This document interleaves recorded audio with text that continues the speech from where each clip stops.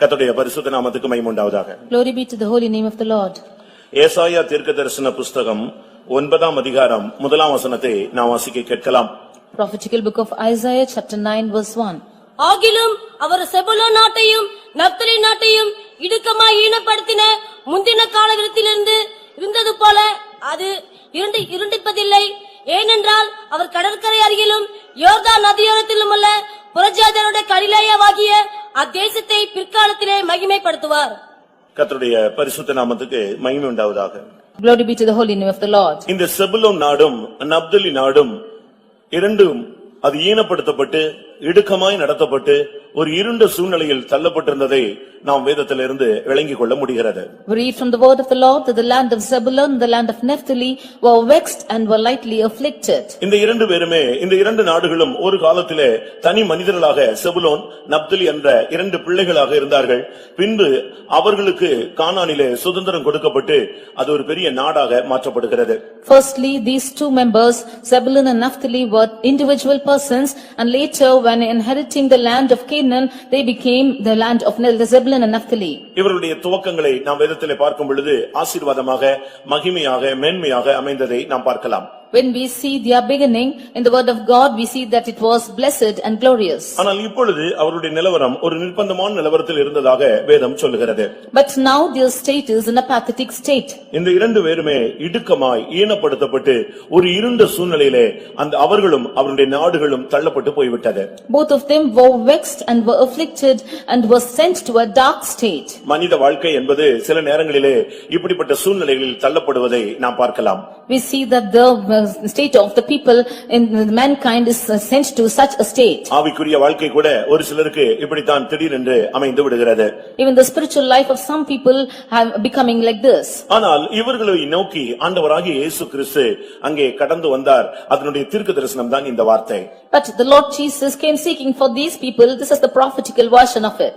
அங்கே பிற்காலத்தில் அந்த தேசத்தை அவர் மகிமைப்படுத்துவார் என்று சொன்னால் யோர்தான் நதி கலிலேயா இந்த இடங்களுக்கு இயேசு கிறிஸ்து வந்துதான் அந்த சூழ்நிலைகளை மாற்றினார்.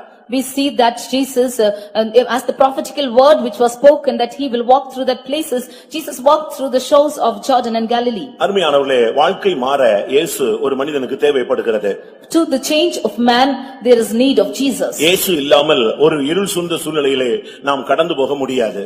Without Jesus, we cannot cross through the state of darkness. இருண்ட சூழ்நிலை மாற வேண்டுமானால் அந்த இடத்திலே இயேசு கடந்து வர வேண்டியது அவசியமாக இருக்கிறது. If the state of darkness should be changed, there should be Jesus coming to that place. இயேசு இல்லாத இடங்கள் ஒரு இருள் சூழ்ந்த இடமாகத்தான் காலகாலங்களாக இருந்து கொண்டே இருக்கும். Where Jesus is not found, it is forever seen in a dark state. இந்த காலை வேளையிலே ஆண்டவருடைய பிரசன்னத்திலே கடந்து வந்திருக்கிற நம்முடைய வாழ்க்கையிலே இந்த இடுக்கம் இந்த ஈனப்படுத்தப்பட்ட நிலவரங்கள் இருண்ட சூழ்நிலைகள் இருக்கிறதா என்று நாம் ஆராய்ந்து பார்ப்போமானால் நம்முடைய வாழ்க்கையிலே அதிகமாக இப்படிப்பட்ட பாதையில் தான் நாம் கொண்டு செல்லப்படுகிறோம். This morning, if we examine and see that if we are vexed or afflicted or found in this state, we find that many situations we are found in this state. இன்றைக்கும் கூட நம்முடைய வாழ்க்கையிலே பல இடுக்கங்களை பார்க்கலாம். Today also we see many vexations in our life. நித்திய ஜீவனுக்கு போகிற வழிதான வழி ஒரு இடுக்கமான வழி என்று நாம் பார்க்கலாம். We see that the life to go into eternal life, everlasting life, is a straight path. இன்றைக்கும் கூட துன்மார்க்கருடைய போராட்டங்கள் நம்முடைய வாழ்க்கையிலே இருக்குமானால் நாம் இடுக்கமான பாதையிலே போகிறோம் என்று 55ஆம் சங்கீதம் 2ஆம் வசனத்திலே நாம் பார்க்க முடியும். We read in Psalm 55 verse 2 that if we walk through the path of the wicked, then we are going through darkness. பொல்லாத மனுஷருடைய போராட்டங்கள் உங்களுடைய வாழ்க்கையிலே இருக்குமானால் நீங்கள் ஒரு இடுக்கமான பாதையிலே போகிறீர்கள் என்பதை நீங்கள் விளங்கிக் கொள்ளலாம்.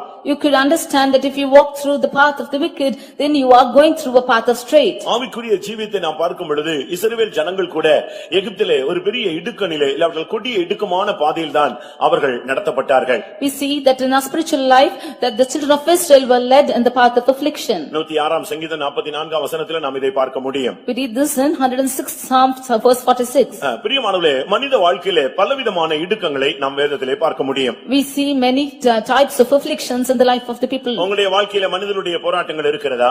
Are you finding the problems of man? இல்லாவிட்டால் பொல்லாத ஆவிகளுடைய போராட்டங்கள் இருக்கிறதா? Or are you having problems with evil spirits? இல்லாவிட்டால் பாவ சுபாவங்களுடைய பொல்லாத சுபாவங்கள் தீய பழக்க வழக்கங்களுடைய போராட்டங்கள் இருக்கிறதா? Or are you having problems with with sin or any evil natures. இந்த இடுக்கத்தினுடைய அடுத்த ஸ்டெப் என்னன்னு சொன்னா ஈனம் கேவலப்படுத்துகிற ஒரு அனுபவங்கள். This path of vexation is landing to affliction. ஆவிக்குரிய தேவனுடைய ஜனங்களை ஈனப்படுத்துவது, தலைகுனிய வைப்பது, அவமானப்படுத்துவது இது பிசாசுனுடைய ஒரு நோக்கமாக இருக்கிறது. To put the people to shame or put them down is the lightly esteeming condition. ஒரு தேவனுடைய பிள்ளையை அவமானப்படுத்துவதுதான் பிசாசுனுடைய ஒரு தந்திரமான நோக்கம். The wild nature of the Satan is to put the people of God into shame. ஆனால் வேதம் என்ன சொல்லுகிறது? But what does the word of God say? யாக்கோபு இனிமேல் செத்தமுகமாய் இருப்பது இல்லை என்று சொல்லப்பட்டிருக்கிறது. Jacob shall not be found with a dead face. வாழ்க்கையிலே சில சூழ்நிலைகளிலே நாம் பல பாதைகளிலே கொண்டு செல்லப்படுகிறோம்.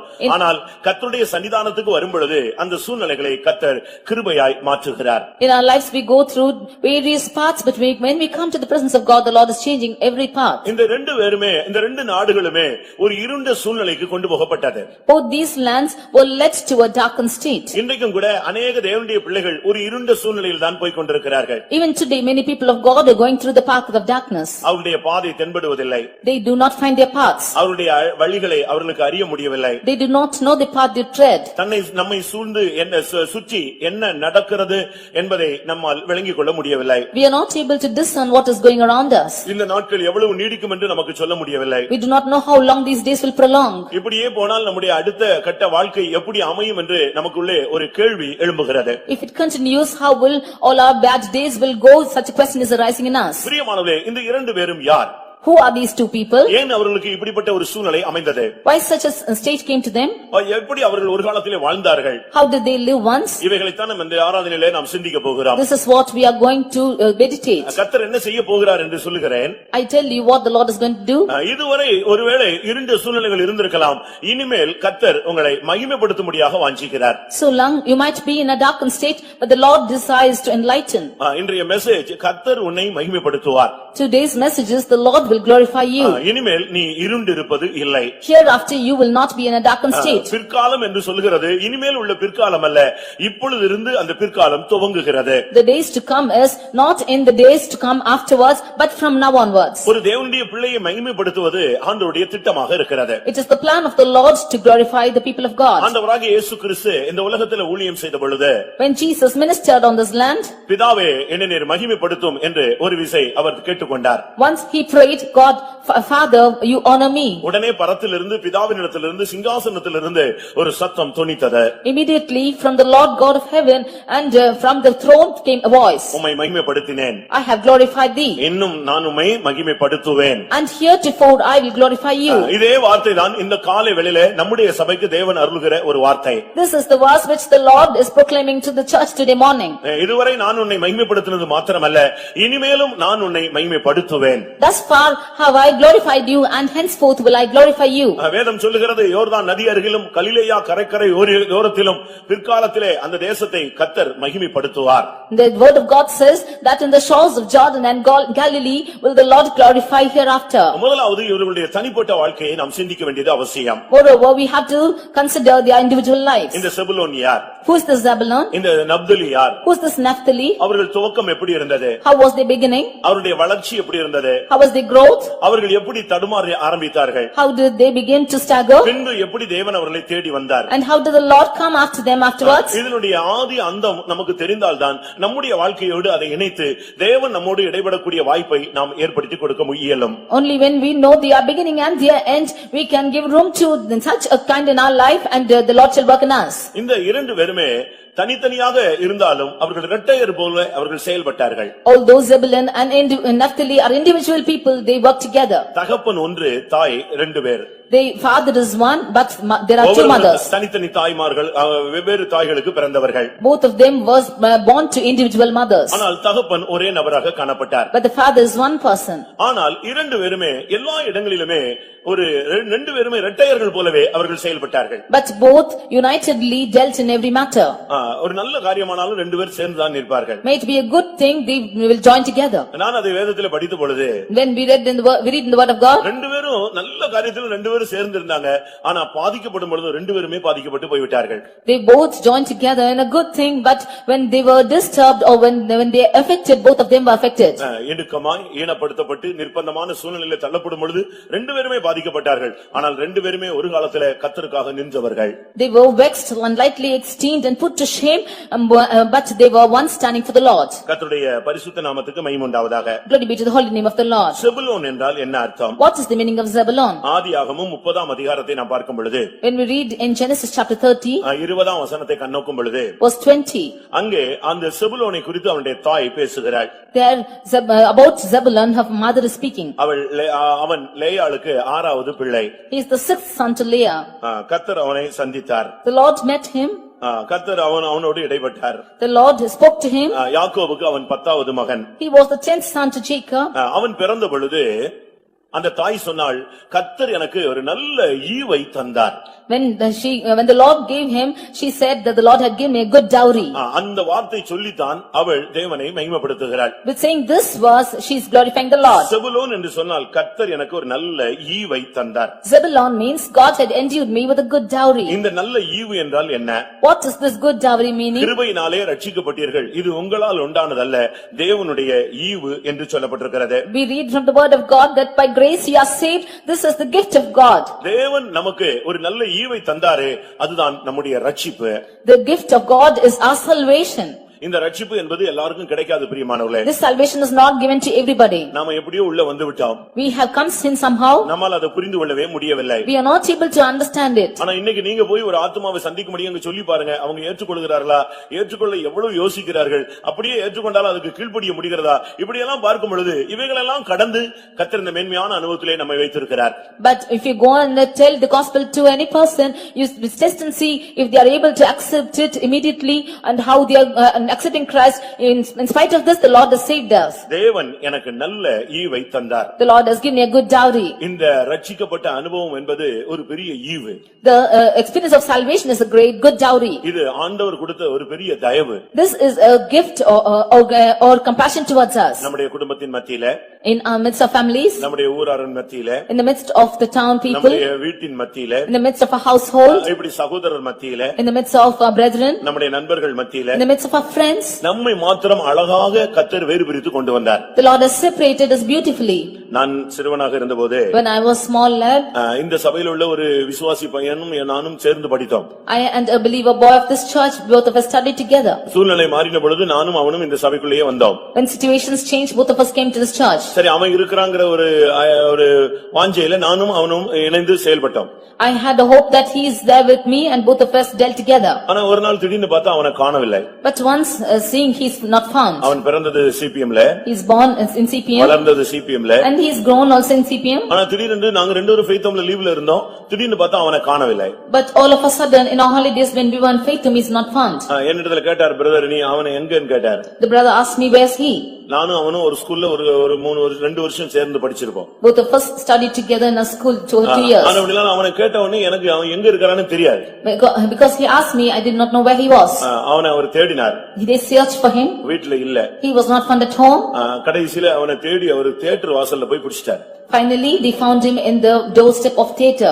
ஒரு தியேட்டர் வாசல்ல போய் பிடிச்சிட்டார். He was found at the door of theater. அது அவருக்கு ரொம்ப விசனமாக இருந்தது. That was grievous to him. என்ன பண்றதுன்னு அவருக்கு தெரியல. He did not know what to do. அவனுக்கு அவர் வெக்கமா போய் வீட்டுக்கு ஓடி போய்ட்டான். He too felt ashamed and he ran home. அவர் வீட்ல ஃபெய்த்தம்ல உட்கார்ந்து ஜெபித்தாராம். He came to the Faithum and prayed. அவன் அல்ல, இவன் தான் என்று கர்த்தர் சொன்னார். He is not, that is not the person and this is he.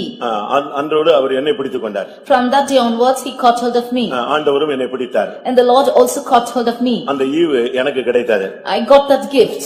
அதுக்கு பின்பு அவன் ஊழியத்தினுடைய அந்த சிந்தையே அற்று போய் அப்படி கொஞ்ச நாள் இருந்தா இப்பொழுது விசுவாசியாக இருக்கிறார். He lost the thought of the ministry and he was like that for some days. Now he is the believer. ரட்சிப்பு என்பது ஒரு பெரிய ஈவு பிரியமானவர்களே. Salvation is a great gift. அது நீங்க சரியான விதத்துல விளங்கிக் கொள்ள வேண்டும். That you should understand in the right way. இந்த ரட்சிப்பின் மேன்மை நமக்கு தெரியாதனால தான் ஏதோ ஒரு ஃபார்மாலிட்டிக்கு ஒரு நாமினல் கிறிஸ்டியன் போல நம்ம வந்துட்டு போறோம். Because we do not know the greatness of this salvation, we come as a nominal Christian and go. ஒரு மனுஷன் சொல்லுகிறான், ரட்சிப்பின் பாத்திரத்தை எடுத்துக்கொண்டு நான் சுவிசேஷத்தை அறிவிப்பேன் குடிப்பேன், நன்றினால கர்த்தரை மகிமைப்படுத்துவேன் என்று சொல்லுகிறான். A man of God says that I will take the cup of salvation and declare the name of the Lord, and with thanksgiving I will give praises. இந்த ரட்சிப்புக்கு நாம் எந்த விதத்திலும் தகுதி உள்ளவர்கள் அல்ல. We are not worthy of this great salvation in any cause. அதுவும் இந்த சர்ச்சில் வந்து இருக்கிறது என்பது ஒரு பெரிய மகிமையான ஒரு அனுபவம். That too, to stand in this church is a glorious experience. இங்கே சொல்லி இருக்கிறது, தேவன் எனக்கு ஒரு நல்ல ஈவை தந்தார். Here it is said, the Lord has given me a good gift. அடுத்து அவள் சொன்ன வார்த்தை என்ன தெரியுமா? Nextly what she said, இப்பொழுது அவர் என்னுடனே வாசம் பண்ணுவார். now will my husband dwell with me. ரட்சிக்கப்பட்டது மாத்திரமல்ல பிரியமானவர்களே, Not only being saved, தேவன் நம்மோடு வாசம் பண்ணக்கூடிய ஒரு அடுத்த கட்ட வாழ்க்கை இருக்கிறது. there is a next step wherein God will dwell with us. செபுலோனுக்கு அந்த தாய் சொல்லுகிறாள், தேவன் எனக்கு நல்ல ஈவை தந்தார், இனிமேல் அவர் என்னோடு கூட வாசம் பண்ணுவார். For Zebulun, the mother says, God had given me a good dowry, now will my husband dwell with me. ஏதோ ரட்சிப்பு என்பது விசுவாசத்தினால வருகிறது என்று நாம் எடுத்து விடக்கூடாது. We should not think that the salvation is coming by faith. இரண்டாவது, நம்முடைய வாழ்க்கைக்குள்ளே ஆண்டவர் நம்மோடு வாசம் பண்ணக்கூடிய ஒரு வாழ்க்கை அவசியம். Secondly, in our lives we need God to dwell in us. தேவன் நம்மோடு வாசம் பண்ணுகிற அனுபவம் தான் பரிசுத்த ஆவியின் மூலமாக நமக்கு அருளப்படுகிற அடுத்த ஒரு ஈவாக இருக்கிறது. The experience of God dwelling in us is the gift of the Holy Spirit. விலையேற பெற்ற அந்த பொக்கிஷத்தை நம்முடைய மண்பாண்டங்களில் நாம் பெற்றுக்கொள்கிறோம். He has given this precious treasure in this earthly vessels. இன்றைக்கு எத்தனை பேருக்குள்ளே கர்த்தர் வாசம் பண்ணுகிறார்? In how many of us is the Lord dwelling today? ரட்சிக்கப்பட்டது அது ஒரு ஃபர்ஸ்ட் ஸ்டெப். அது Salvation is the first step. ஆனால் தேவன் வாசம் பண்ணுகிறதான் ரொம்ப முக்கியமான ஒரு அனுபவம். But God dwelling in us is an important state. ஒரு மனுஷனுக்குள்ள தேவன் எப்படி வாசம் பண்ணுகிறார்? How does the Lord dwell in man? ஆவியானவர் நமக்குள்ளே வரும்பொழுதுதான் தேவனுடைய வாசஸ்தலமாய் நாம் மாற்றப்படுகிறோம். When the Spirit of God comes into us, we become the temple of God. அதே மேலும் நமக்கு அருளப்பட்ட பரிசுத்த ஆவியினாலே தேவனுடைய அன்பு நம்முடைய உள்ளங்களிலே ஊற்றப்பட்டிருக்கிறது என்று வேதம் சொல்லுகிறது. For the love of God is shed abroad in us by the Holy Spirit in giving to நீங்கள் us. ஒருவேளை ரட்சிக்கப்பட்ட என்ற அந்த நிலவரத்திலே நீங்கள் நின்று விட வேண்டாம். தேவன் வாசம் பண்ணுகிற ஒரு வாழ்க்கையை நீங்கள் பயிற்சிவீங்கள். Do not stand with the experience of salvation, but you learn to experience the life which the Lord desires. தேவன் வாசம் பண்ணும்போதுதான் அந்த வாழ்க்கை சரியான விதத்தில் அமையும். Only when we live a life pleasing to the Lord, that life is a pleasant life. அந்த ஒரு நாள்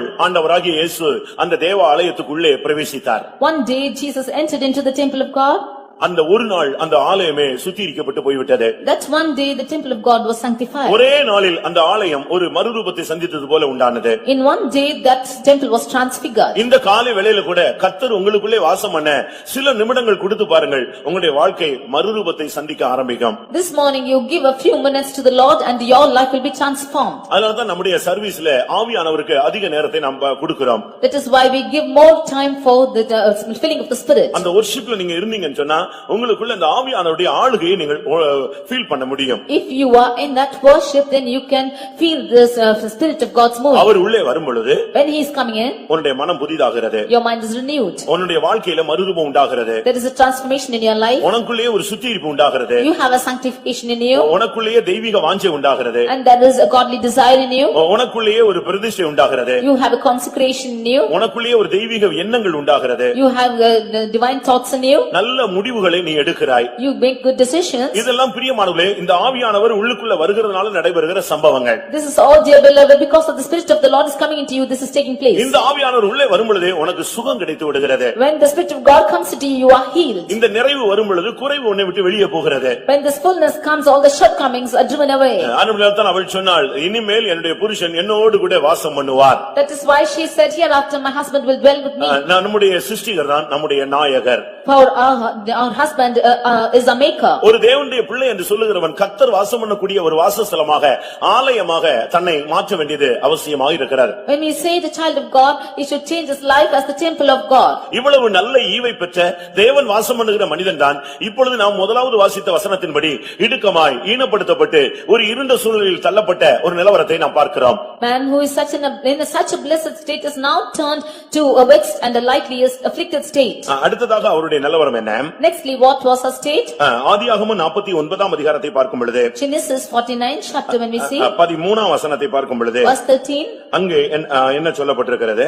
what is said here? செபுலோனை குறித்து தகப்பன் என்ன பேசுகிறான்? What does the father say about Zebulun? செபுலோன் கடற்கரை அருகே குடியிருப்பான், அவன் கப்பல் துறைமுகமாயிருப்பான், அவன் எல்லை சீதோன் வரைக்கும் இருக்கும். இங்கே தகப்பன் அந்த பிள்ளையை குறித்து சொல்லக்கூடிய வார்த்தை. This is the verse which the father speaks about the son. வாழ்க்கையிலே மூன்று பேருடைய ஆசீர்வாதம் உங்களுக்கு தேவை. In the life you need three people's blessings. ஒன்று தாயினுடைய ஆசீர்வாதம். One is the blessing of the mother. இரண்டாவது தகப்பனுடைய ஆசீர்வாதம். Secondly, blessing of the father. மூன்றாவது ஊழியக்காரருடைய ஆசீர்வாதம். Thirdly, blessing of the workers. இந்த மூன்று பேருடைய ஆசீர்வாதம் இல்லாத எந்த மனிதனும் பைபிள்ல சிறந்து விளங்கினதாக நீங்கள் விளங்கிக் கொள்ளவே முடியாது. If not for these three blessings, there is no man who is excelled in the word of God. இங்கே தாயை சொல்லுகிறாள் நல்ல ஈவு என்று சொல்லுகிறாள். Here the mother says it's a good dowry. நீங்கள் உங்களுடைய வீடுகளுக்கு நல்ல ஈவாக இருக்கிறீர்களா? Are you a good gift to your house? நீங்கள் இந்த சபைக்கு நாசரேத் சபைக்கு நீங்கள் ஒரு நல்ல ஈவா இருக்கிறீர்களா? Are you a good gift to this church of Nazareth? நீங்களே நீங்கள் கேள்வி கேட்கலாம். You can question yourselves. உங்களை நீங்களே அனலைஸ் பண்ண வேண்டிய டைம் இதுதான் பிரியமானவர்களே. This is the time for you to analyze. நீங்களே உங்களை சரிப்படுத்தி சீர்படுத்தி உங்களை நீங்களே பக்குவப்படுத்த வேண்டிய ஒரு நேரம். This is the time for you to establish yourself and rectify yourself. அன்றைக்கு அந்த தாய் சொன்னாள் ஒரு நல்ல ஈவை கர்த்தர் எனக்கு தந்தார். That day the mother said that the Lord had given a good dowry. உங்களை பார்க்கும் பொழுது நாங்கள் சொல்ல வேண்டும் இந்த சபைக்கு இவங்க ஒரு நல்ல ஈவு என்று சொல்ல வேண்டும். When we look at you, we should say that they are a gift to the church. நீங்க அப்படியானால் இந்த சபையில எப்படி செயல்பட வேண்டும் என்பதை சிந்தித்து பாருங்கள். If so, you think and see as to how you should work in this church. நீங்கள் இந்த சபையில ஒரு நல்ல ஈவாக செயல்படும் பொழுதுதான் கர்த்தர் நமக்குள்ளே வாசம் பண்ணி பெரிய காரியங்களை செய்ய இயலும். Only when you are operating as a good gift, then the Lord can do great things. இரண்டாவதாக நாம் பார்க்கும் பொழுது ஆதியாகமம் 49:13 நாம் இப்பொழுது வாசிக்க கேட்டோம். Secondly, when we read in 49th chapter of Genesis 13th verse, ஒவ்வொரு பிள்ளைகளை குறித்து அந்த தகப்பன் ஒவ்வொரு வார்த்தைகளை சொல்லுகிறார். about each child the son the father is telling something. ஒன்று அவருடைய சுபாவ அடிப்படையில் சொல்லப்பட்ட வார்த்தைகள். One is based on their characters. ஒன்று பழக்க வழக்கங்களின் அடிப்படையில் சொல்லப்பட்ட வார்த்தைகள். One is based on their physical natures. சில வார்த்தைகள் கோபத்தின் வார்த்தைகள். Some words are words of anger. சில வார்த்தைகள் தீர்க்கதரிசன வார்த்தைகள். Some words are prophetical words. இங்க நீங்கள் பார்க்கும் பொழுது Here when you read, ஒவ்வொரு பிள்ளைகளுக்கும் ஒவ்வொரு விதத்துல பேசுகிறான். the father speaks differently for different sons. ஒரு மகனை பார்த்து சொல்லுகிறான் அவன் சர்ப்பம் என்று சொல்லுகிறான். Of one son he says that he's an ass. ஒரு மகனை பார்த்து சொல்லுகிறான் ஓநாய் என்று சொல்லுகிறான். Of one son he says that he's a wolf. ஒரு மகனை பார்த்து சிங்கம் என்று சொல்லுகிறான். One is a lion. ஒரு மகனை பார்த்து கழுதை என்று சொல்லுகிறான். One son is a foal. இப்படி ஒவ்வொருத்தருக்கும் ஒவ்வொரு நேம், அதாவது அவங்களுடைய கேரக்டர் எப்படி இருந்துச்சோ அதை அப்படி சொல்லிக்கிட்டே வர்றான். According to their character he is naming them. ஆனால் இவனுடைய வாழ்க்கையை பத்தி பேசும் பொழுது But when he speaks about this person, விருத்தனமான வார்த்தைகளை உபயோகிக்காமல் அவனை குறித்து சொல்றான் அவன் கடல் துறை அருகே குடியிருப்பான் கப்பல் துறைமுகமாய் இருப்பான். About him he is not saying beastly words, but he says that he shall dwell in the haven of the sea and he shall have the haven of ships. இந்த கப்பல் என்பது விசுவாச வாழ்க்கையை வலியுறுத்தி சொல்லுகிறது. This ship is telling about the life of faith. ஒரு தேவனுடைய பிள்ளை என்று சொல்லுகிறவன் சாதாரண விசுவாசி அல்ல, அவன் ஒரு விசுவாச வீரனாய் வாழ வேண்டும். When we say a child of God, he is not an ordinary person, but he should live a life of faith. முதலாம் தீமோத்தேயு 1:19 நாம் கண்ணோக்கும் பொழுது When we read in 1 Timothy 1st chapter verse 19, விசுவாசமாகிய கப்பல் என்ற வார்த்தையை நாம் பார்க்க முடியும். we see that the faith which is the ship. ஒரு தேவனுடைய பிள்ளை என்று சொல்லுகிறவன் விசுவாச வாழ்க்கைக்கு அந்த கப்பல் அந்த மனிதனை நம்பி அல்ல தேவனை நம்பிதான் அந்த கடலிலே அது பயணப்படுகிறது. When we say a child of God, he is like the ship and it is proceeding believing on the Lord. இந்த விசுவாச வாழ்க்கை என்பது நடுக்கடல் பயணம். This life of faith is the travel of the ship in the sea. விசுவாச மார்க்கம் என்பது அது தரை பயணம் அல்ல.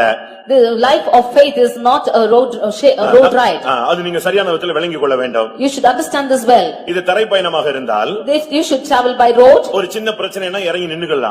You can stand out if you have something wrong. ஏதாவது சூழ்நிலை மாறினா இறங்கி ஓடி போயிடலாம். If any situation changes, you can run away. ஏதாவது பிரச்சனைனா கூட நம்ம சால்வ் பண்ணலாம். Or if there's any problem, you can solve it. ஆனா விசுவாச வாழ்க்கை கப்பலுக்கு ஒப்புமையாக சொல்லப்பட்டிருக்கிறது. But the life of faith is compared to the ship. அதுல ஏதாவது பிரச்சனைன்னு வந்தா என்ன செய்ய முடியாது? If there is anything wrong in it, இறங்கி நின்னுங்கறேன் நீங்க போங்கன்னு சொல்ல முடியாது.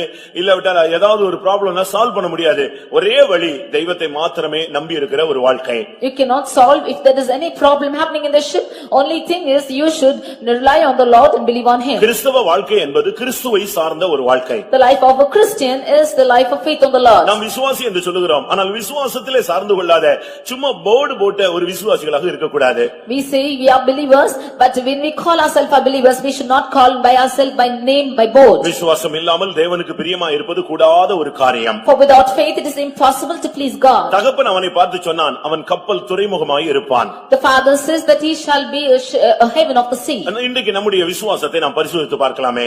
Today let us test our faith. நீங்களே உங்களை சோதித்து பாருங்கள். Let yourselves, you test yourself. உங்களுடைய விசுவாசத்தை இன்னொரு ஆள் சோதிக்க வேண்டிய அவசியம் இல்லை. There is no need for others to test your faith. 2 கொரிந்தியர் 13 அதிகாரத்தை பார்க்கும் பொழுது Reading in 2 Corinthians chapter 13 5ஆம் வசனத்திலே verse 5. இன்னொருவன் சோதிக்க வேண்டியதில்லை, நீங்களே சோதித்து பாருங்கள். There is no need for others to test your life, you can test yourself. 2 கொரிந்தியர் 13:5 வாசிக்கலாம்.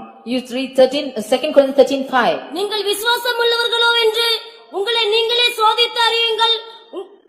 இயேசு கிறிஸ்து உங்களுக்குள் இருக்கிறார் உங்களை என்று நீங்களே பரீட்சித்து பாருங்கள்.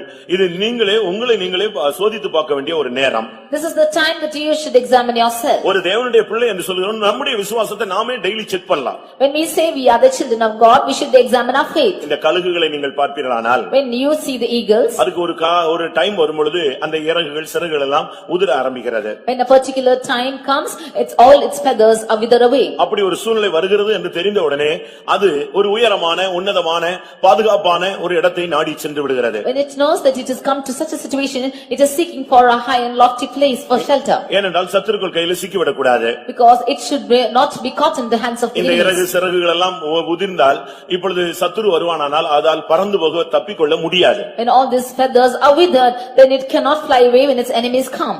அப்படினால அது எந்த ஒரு சத்துருவும் தென்படாத ஒரு இடத்துல போய் தன்னை வைத்துக் கொள்கிறது. Therefore it is going to a high and lofty place where no enemies can see. அதற்கு பின்பு அந்த இறகுகள் எல்லாம் கொத்தி அது எல்லாத்தையும் பிச்சு எடுத்து விடுகிறது. Then it pricks all its feathers and it takes away everything. கழுகை போல ஒரு முழு மொட்டையா என்று வேதம் சொல்கிறது, முழுவதும் தன்னை அது மலித்து விட்ட ஒரு நிலவரத்துக்கு கொண்டு வருகிறது. Finally it is becoming fully bald and it is totally bald. என்ன சம்பவிக்கிறது? What is happening? மறுபடி இந்த சிறகுகள் இறகுகள் எல்லாம் முளைக்கிறது. Again the feathers are beginning to grow.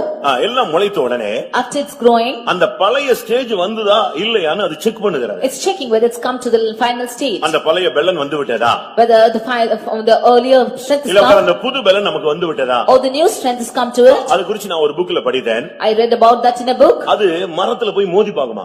It will go and dash itself against the tree. அதுக்கு பழைய பெலன் இருக்கும் பொழுது மோதும் பொழுது அந்த எந்த கிளை ஒடிஞ்சதோ அதே போல ஒரு கிளையில போய் மோதுகிறது.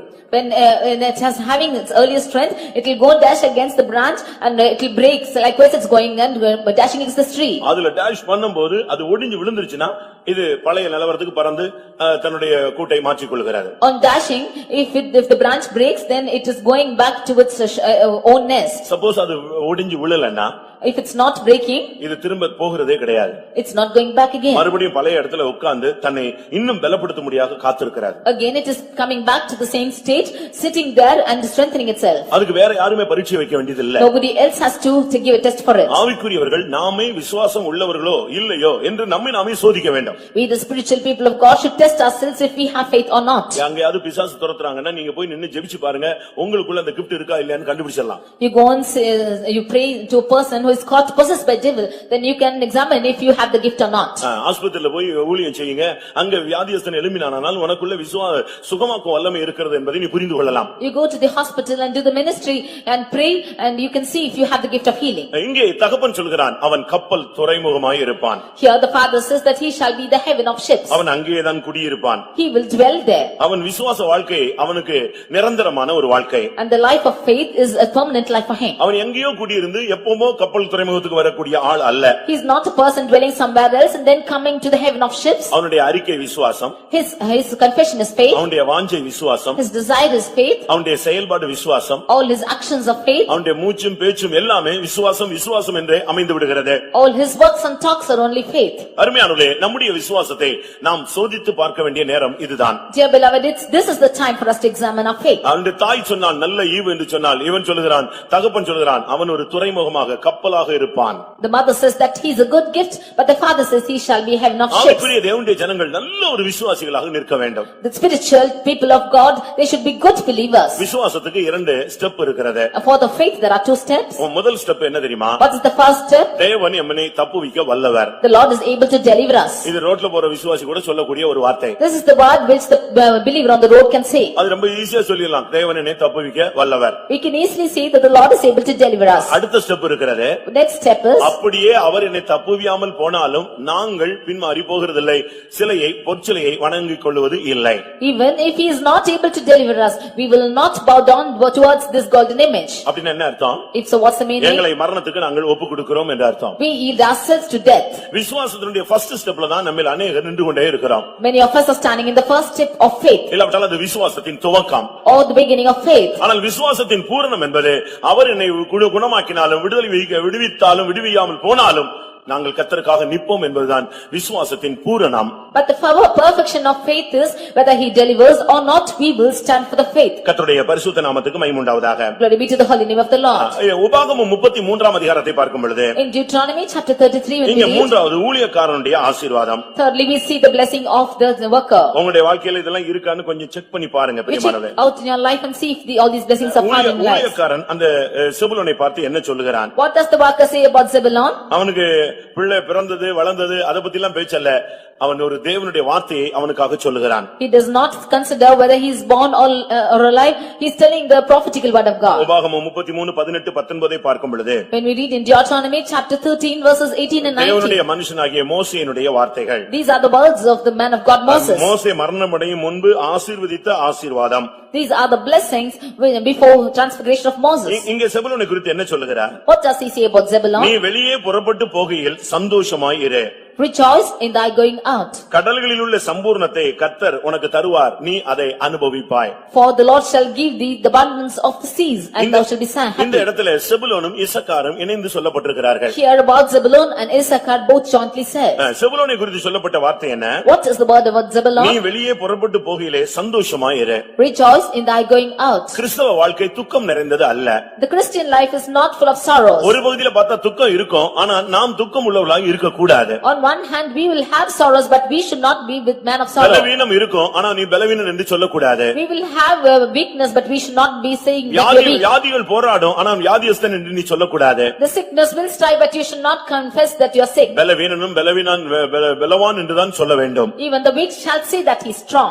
நீ இந்த உலகத்துல இந்த கிறிஸ்தவ வாழ்க்கையில சந்தோஷமாய் இருக்க வேண்டும். In your Christian life you shall be happy. எப்படி முள்ளு குத்தும்போது சந்தோஷமா இருக்க முடியும்? How can when the thorn is pricking be happy? எல்லா திராட்சை செடி பலனற்று போனால் எப்படி சந்தோஷமா இருக்க முடியும்? If the fig tree or if the grapes should fail, how can you be rejoicing? இதெல்லாம் ஒரு கேள்வி. This is all a question. ஆனா வேதம் என்ன சொல்லுகிறது? What does the word of God say? எல்லாம் பலனற்று போனாலும் முதலற்று போனாலும் நான் கர்த்தருக்குள் சந்தோஷமா இருப்பேன், என் தேவனுக்குள் நான் களி கூறுவேன். Even if everything should fail, I will rejoice in the Lord. I will rejoice in the God of my salvation. இதை எப்படி நம்ம பிராக்டீஸ் பண்ண முடியும்? How can we practice this? துக்கத்துல எப்படி சந்தோஷமா இருக்க முடியும்? How can we rejoice in our grief? வியாதியில எப்படி சந்தோஷமா இருக்க முடியும்? How can we be happy in our sickness? போராட்டங்களிலே எப்படி சந்தோஷமா இருக்க முடியும்? How can we rejoice over our tribulations? தரித்திரத்துல எப்படி சந்தோஷமா இருக்க முடியும்? How can we rejoice in our poverty? இது ஒரு நல்ல ஒரு கேள்வி பிரியமானவர்களே. This is a good question. இந்த சூழ்நிலையில சந்தோஷமா இருக்கத்தான் பரிசுத்த ஆவியின் சந்தோஷம் நமக்கு அருளப்படுகிறது. To be happy in such a situation is the Spirit of God given to us. அது நீதியும் சமாதானமும் பரிசுத்த ஆவியினால் உண்டாகும் சந்தோஷமா இருக்கிறது. That is the joy of righteousness, joy in spirit. ஒண்ணுமே இல்லாட்டாலும் நமக்குள்ள ஆவியானவர் இருந்தா நாம் களி கூர்ந்து கொண்டே இருக்கலாம். If we don't have anything, if we have the Spirit of God, we can keep on rejoicing. அதனால தான் இந்த ஆவியில நிரம்பும் பொழுது உங்களுக்கு கவலைகள் மறக்கிறது. That is why you forget your sorrows when you get filled in the Spirit. அந்த சஞ்சலம் தவிப்பு உன்னை விட்டு விலகுகிறது. All the sorrow and mourning shall flee away. எங்க பாஸ் ஜோயல் சொல்லுவாரு அடிக்கடி, நல்ல ஆவியில் நிறையும் பொழுது நீங்க பைத்தியக்காரனை கூட நீங்க தோத்து கடிச்சிடணும், அந்த அளவு ஆவிக்குள்ளேயே மூழ்கி விடணும்னு சொல்றாரு. When Pastor Joel is saying, he used to say that when you get fully drenched in the Spirit, you will be more like a maddened person. நாம வந்து பைபிள் தூக்கிட்டு வரதுக்கு வெட்கப்படுறோம். We are ashamed to carry a Bible. White and white போடுறதுக்கு வெட்கப்படுறோம். We are ashamed to put white and white. நாம முழங்கால் போடுறதுக்கு வெட்கப்படுறோம். We are ashamed to kneel down.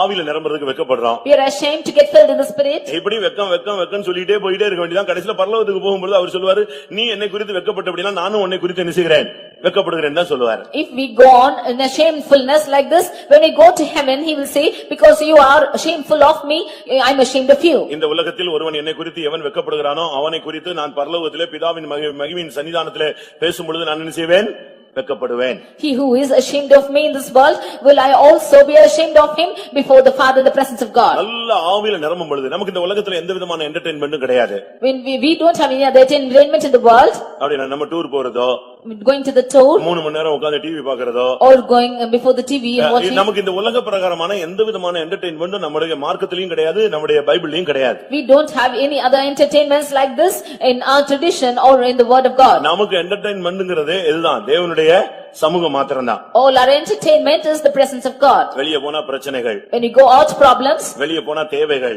When we go out, there are things which we don't வீட்ல know. இருந்தா பயங்கரமான போராட்டங்கள். When we come to the house, many problems. இதெல்லாம் எல்லா மனுஷனுக்கும் உள்ளது, நமக்கும் அது அதிகமாக இருக்கிறது. What is common to other people, more to us. ஆனா நமக்கு என்டர்டெயின்மென்ட்ங்கிறது, இளைப்பாறுதல்ங்கிறது, சந்தோஷம்ங்கிறது தேவனுடைய சமூகம் மாத்திரமே. But our entertainment, our rest and our joy is the presence of God. அதனால அங்க சொல்லி இருக்கிறது, செபுலோனே நீ வெளியிலே புறப்படுகையில் நீ சந்தோஷமாயிரு. Therefore it said, rejoice Zebulun in thy going out. செத்து போனவனை போல நீ புறப்பட்டு வெளியே வராத. Don't come out as a dead person. உயிர்த்தெழுந்த ஒரு மனிதனை போல வெளியே வா. You come out as a resurrected man. உனக்கு கடல்களில் உள்ள சம்பூர்ணத்தை கர்த்தர் உனக்கு தருவார். The Lord shall give the abundance of the seas. அப்படினா என்ன அர்த்தம்? What does it mean? விசுவாச வாழ்க்கையில ஒரு பெரிய ஆசீர்வாதம் இருக்கு. There is a great blessing in the life of faith. விசுவாச வாழ்க்கைக்குள்ள ஒரு பெரிய சமாதானம் இருக்கு. In the life of faith is a great peace. விசுவாச வாழ்க்கைக்குள்ள ஒரு பெரிய நிச்சயம் இருக்கிறது. There is a great surety in the life of faith. இந்த விசுவாச வாழ்க்கைக்கு ஒரு பெரிய பிரதிபலன் உண்டு. There is a great reward for the faith.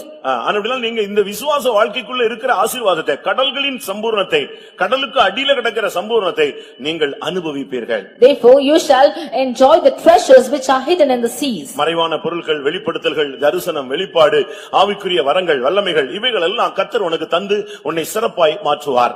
Hidden things and the secrets, and the Lord will give it to you and bless you. கர்த்தருடைய பரிசுத்த நாமத்துக்கு மகிமை உண்டாவதாக. May God be to the holy name of the Lord. அடுத்ததாக நாம் பார்க்கும் பொழுது, Nextly when we read, இந்த நப்தலி இவனோடு இணைந்து செயல்பட்டான். this Naphtali is joined with him.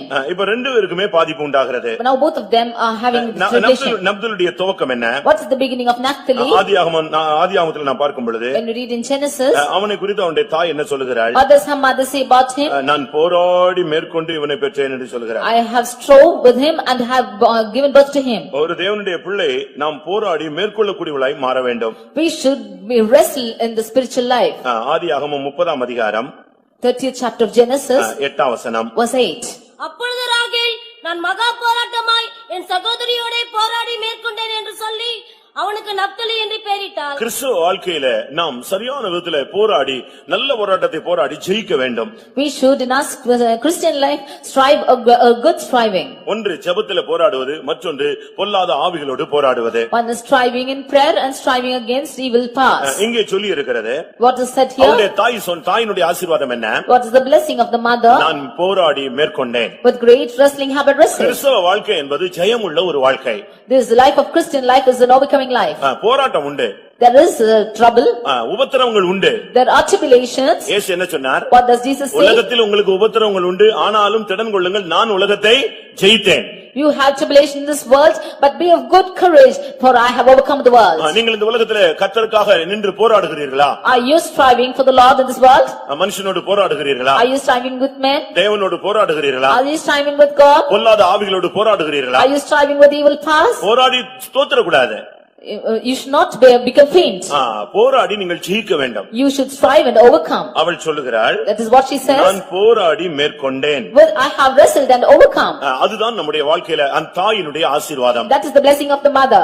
அங்க தாய் சொல்கிறார், நான் போராடி மேற்கொண்டேன். The mother says, I have wrestled and ஒரு overcome. தேவனுடைய பிள்ளை என்று சொல்லுகிறவன் போராட்டம் இருக்கும், ஆனா நீ கடைசில ஜெயிச்சிரணும். In the life of the child of God, there is a striving, but you should overcome at the end. துவக்கத்துல உனக்கு அந்த போராடும் தன்மை தெரியாது. You do not know the nature of this striving in the beginning. பிசாசின் தந்திரங்கள் தெரியாது. You do not know the cunning nature of the Satan. ஆனா வர வர நீ இந்த போராட்டத்திலே ஜெயம் உள்ளவனாய் மாற வேண்டும். But you should be an overcomer as days goes by. நீங்க ஒரு காலத்துல வாழ்க்கையில பல உலகத்துல இருக்கும் பொழுது தோற்று போனவர்கள்.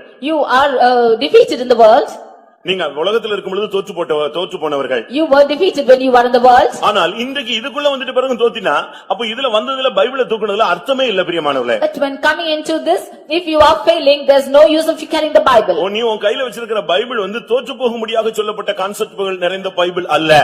This Bible is not having the concept of failures. இது ஃபுல்லாவே ஜெயத்தினுடைய அனுபவம் உள்ளது. This is full of experience of சிலுவை overcoming. சிலுவை தோல்வியின் சின்னம் அல்ல.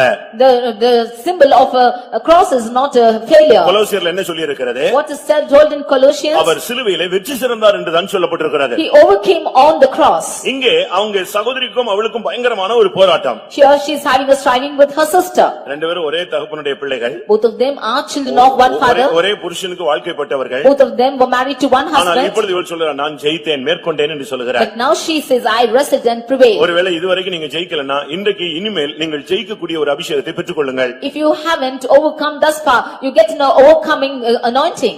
ஆதியாகமம் 49ஆம் அதிகாரம் 21ஆம் வசனத்திலே தகப்பன் இவனை குறித்து சொல்லக்கூடிய வார்த்தை என்ன? Reading in 49th chapter of Genesis verse 21, what does the father says? இவனை பத்தி என்ன சொல்லுகிறான்? What does he say? இவன் விடுதலை பெற்ற பெண்மான். He is a hind let loose. இது ஒரு ஒரு கொடூரமான மிருகம் அல்ல. This is not a wild beast. இது ஒரு தெய்வீகமான ஒரு வாழ்க்கை வாழக்கூடிய ஒரு தன்மை உள்ளது. This is the nature of a divine life. இவனை குறித்து அவன் என்ன சொல்றான்? விடுதலை பெற்றவன் என்று சொல்லுகிறான். He says that he is let loose. இந்த மார்க்கத்துல வந்த பின்பு நமக்கு எல்லா போராட்டங்களில் இருந்தும் எல்லா சுபாவங்களில் இருந்தும் நமக்கு ஒரு நல்ல விடுதலை அவசியம். After coming into this tradition, we need a deliverance from every problems. நீங்க இந்த மார்க்கத்துல வந்த பின்பு உங்களுக்கு விடுதலை கிடைச்சிருக்குதா? Are you being delivered after coming into this place? போராட்டங்களில் இருந்து விடுதலை கிடைச்சிருக்குதா? Are you being delivered of your problems? பாவத்திலிருந்து விடுதலை கிடைச்சிருக்குதா? Have you been delivered of your sins? சாபத்திலிருந்து விடுதலை கிடைச்சிருக்குதா? Have you been delivered from curse? நீங்களே யோசிச்சு பாருங்களேன். You just consider and see. சிறைப்பட்ட அனுபவங்கள் அடிமைத்தனங்களில் இருந்து உங்களுக்கு விடுதலை கிடைத்திருக்கிறதா? From all your captivity have you been delivered? நீங்களே யோசித்து பாருங்க. You think and see. கிறிஸ்தவ வாழ்க்கை விடுதலையின் மார்க்கம். This life of Christianity is a life of deliverance. நமக்கு ஆரம்பத்திலே கொடுக்கப்பட்ட சுவிசேஷம் விடுதலையின் சுவிசேஷம். The gospel of deliverance is given to us in the beginning. இப்பொழுது நமக்கு கொடுக்கிற சுவிசேஷம் மகிமையின் சுவிசேஷம். But now the gospel of glory is given to us. அதனால தான் அங்க தகப்பன் பார்த்து அந்த தகப்பன் சொல்லுகிறான் அவன் விடுதலை பெற்றவன் என்று சொல்லுகிறான். Therefore the father says that he is being delivered. அதுக்கு காரணம் என்ன சொல்றான் தெரியுமா? What is the reason for it? அவன் இன்பமான வசனங்களை வசனிப்பான். He giveth goodly words. அவனுடைய வார்த்தைகள் ரொம்ப இன்பமாக இருக்கும். His words are very good. அவன் தாயிட்ட பேசினாலும் whether he speaks to his mother தகப்பன்ட்ட பேசினாலும் or to his father பிரதர்ஸ்ட்ட பேசினாலும் or speaks to his brothers இல்லாவிட்டா மற்ற யாரிடத்தில் பேசினாலும் or when he speaks to any other person, அவனுடைய வார்த்தைகள் இன்பமாய் அமைந்தது. all his words were good. நமக்கு நம்மள अनेகருக்கு இன்னைக்கு பேசவே தெரியாது. Many of them don't know how to speak. யார்ட்ட எப்படி பேசணும்னே தெரியாது. We don't know how to speak to whom. அவங்க எல்லாத்தையும் ஒரே மாதிரி பேசுவாங்க. They speak alike to everyone.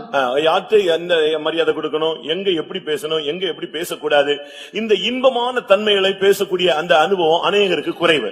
Many of them lack the goodly natures of to speak, how to speak and where to speak. ஏன் இப்படி பேசுறாங்க? Why are they speaking like this? அதுக்கு காரணம் என்ன?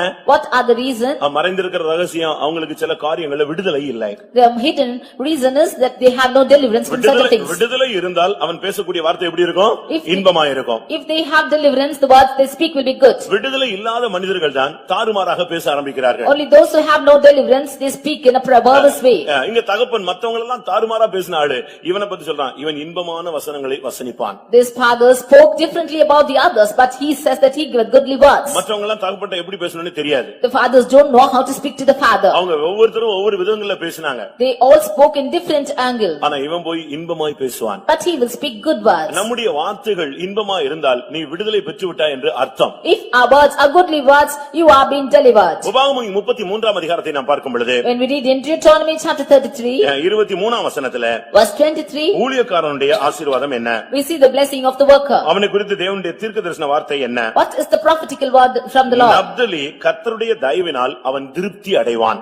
Naphtali is satisfied with the favor of the Lord. அவருடைய ஆசீர்வாதத்தினால் நிறைந்திருப்பான். He shall be full of the blessing of the Lord. பாருங்க மத்தவங்கள பத்தி பல விதங்கள்ல சொல்லும் பொழுது When many other things are spoken about the others, ஆனா இவனை குறித்து சொல்லிருக்கு அவனுக்கு கர்த்தருடைய தயவு கிடைக்கிறது. he is finding favor from the Lord. அவனுக்கு தேவனுடைய ஆசீர்வாதம் கிடைக்கிறது. He is receiving the blessing from the Lord. பிரியமானவர்களே நாம் இதை குறித்து சரியான விதத்தில் விளங்கிக் கொள்ள வேண்டியது அவசியம். It is necessary for us to understand in a right manner. அவனுடைய வாழ்க்கை எப்படி இருக்குது பாருங்க. See how his life is. ஆண்டவருடைய தயவு டெய்லி நமக்கு தேவை. We need the favor of the Lord every day. அவருடைய தயவுல தான் நம்ம நிலை நிற்கிறோம். It is by his favor we are standing. எப்போ கர்த்தர் நமக்கு கடின முகத்தை இருதயத்தை காட்டுறாரோ அப்பொழுதுதான் நமக்கு நியாய தீர்ப்பு தொடங்குகிறது. When the Lord shows us his hard-facedness, then is the judgment. நீங்க வேதத்துல பார்க்கும் பொழுது When we read in the word of God, ஒரே இடத்துல ஒருத்தருக்கு நியாய தீர்ப்பா இருக்கும், ஒருத்தனுக்கு தயவா இருக்கும். on one hand there will be a judgment and for the other favor. நீங்க ரோமர்ல படிச்சு பாத்தீங்கன்னு சொன்னா, When we read in Romans, விழுந்து போனவத்துல கண்டிப்பு, நம்மிடத்துல தேவனுடைய தயவை காண்பிக்கிறார். for unto those who are fallen he is judging, and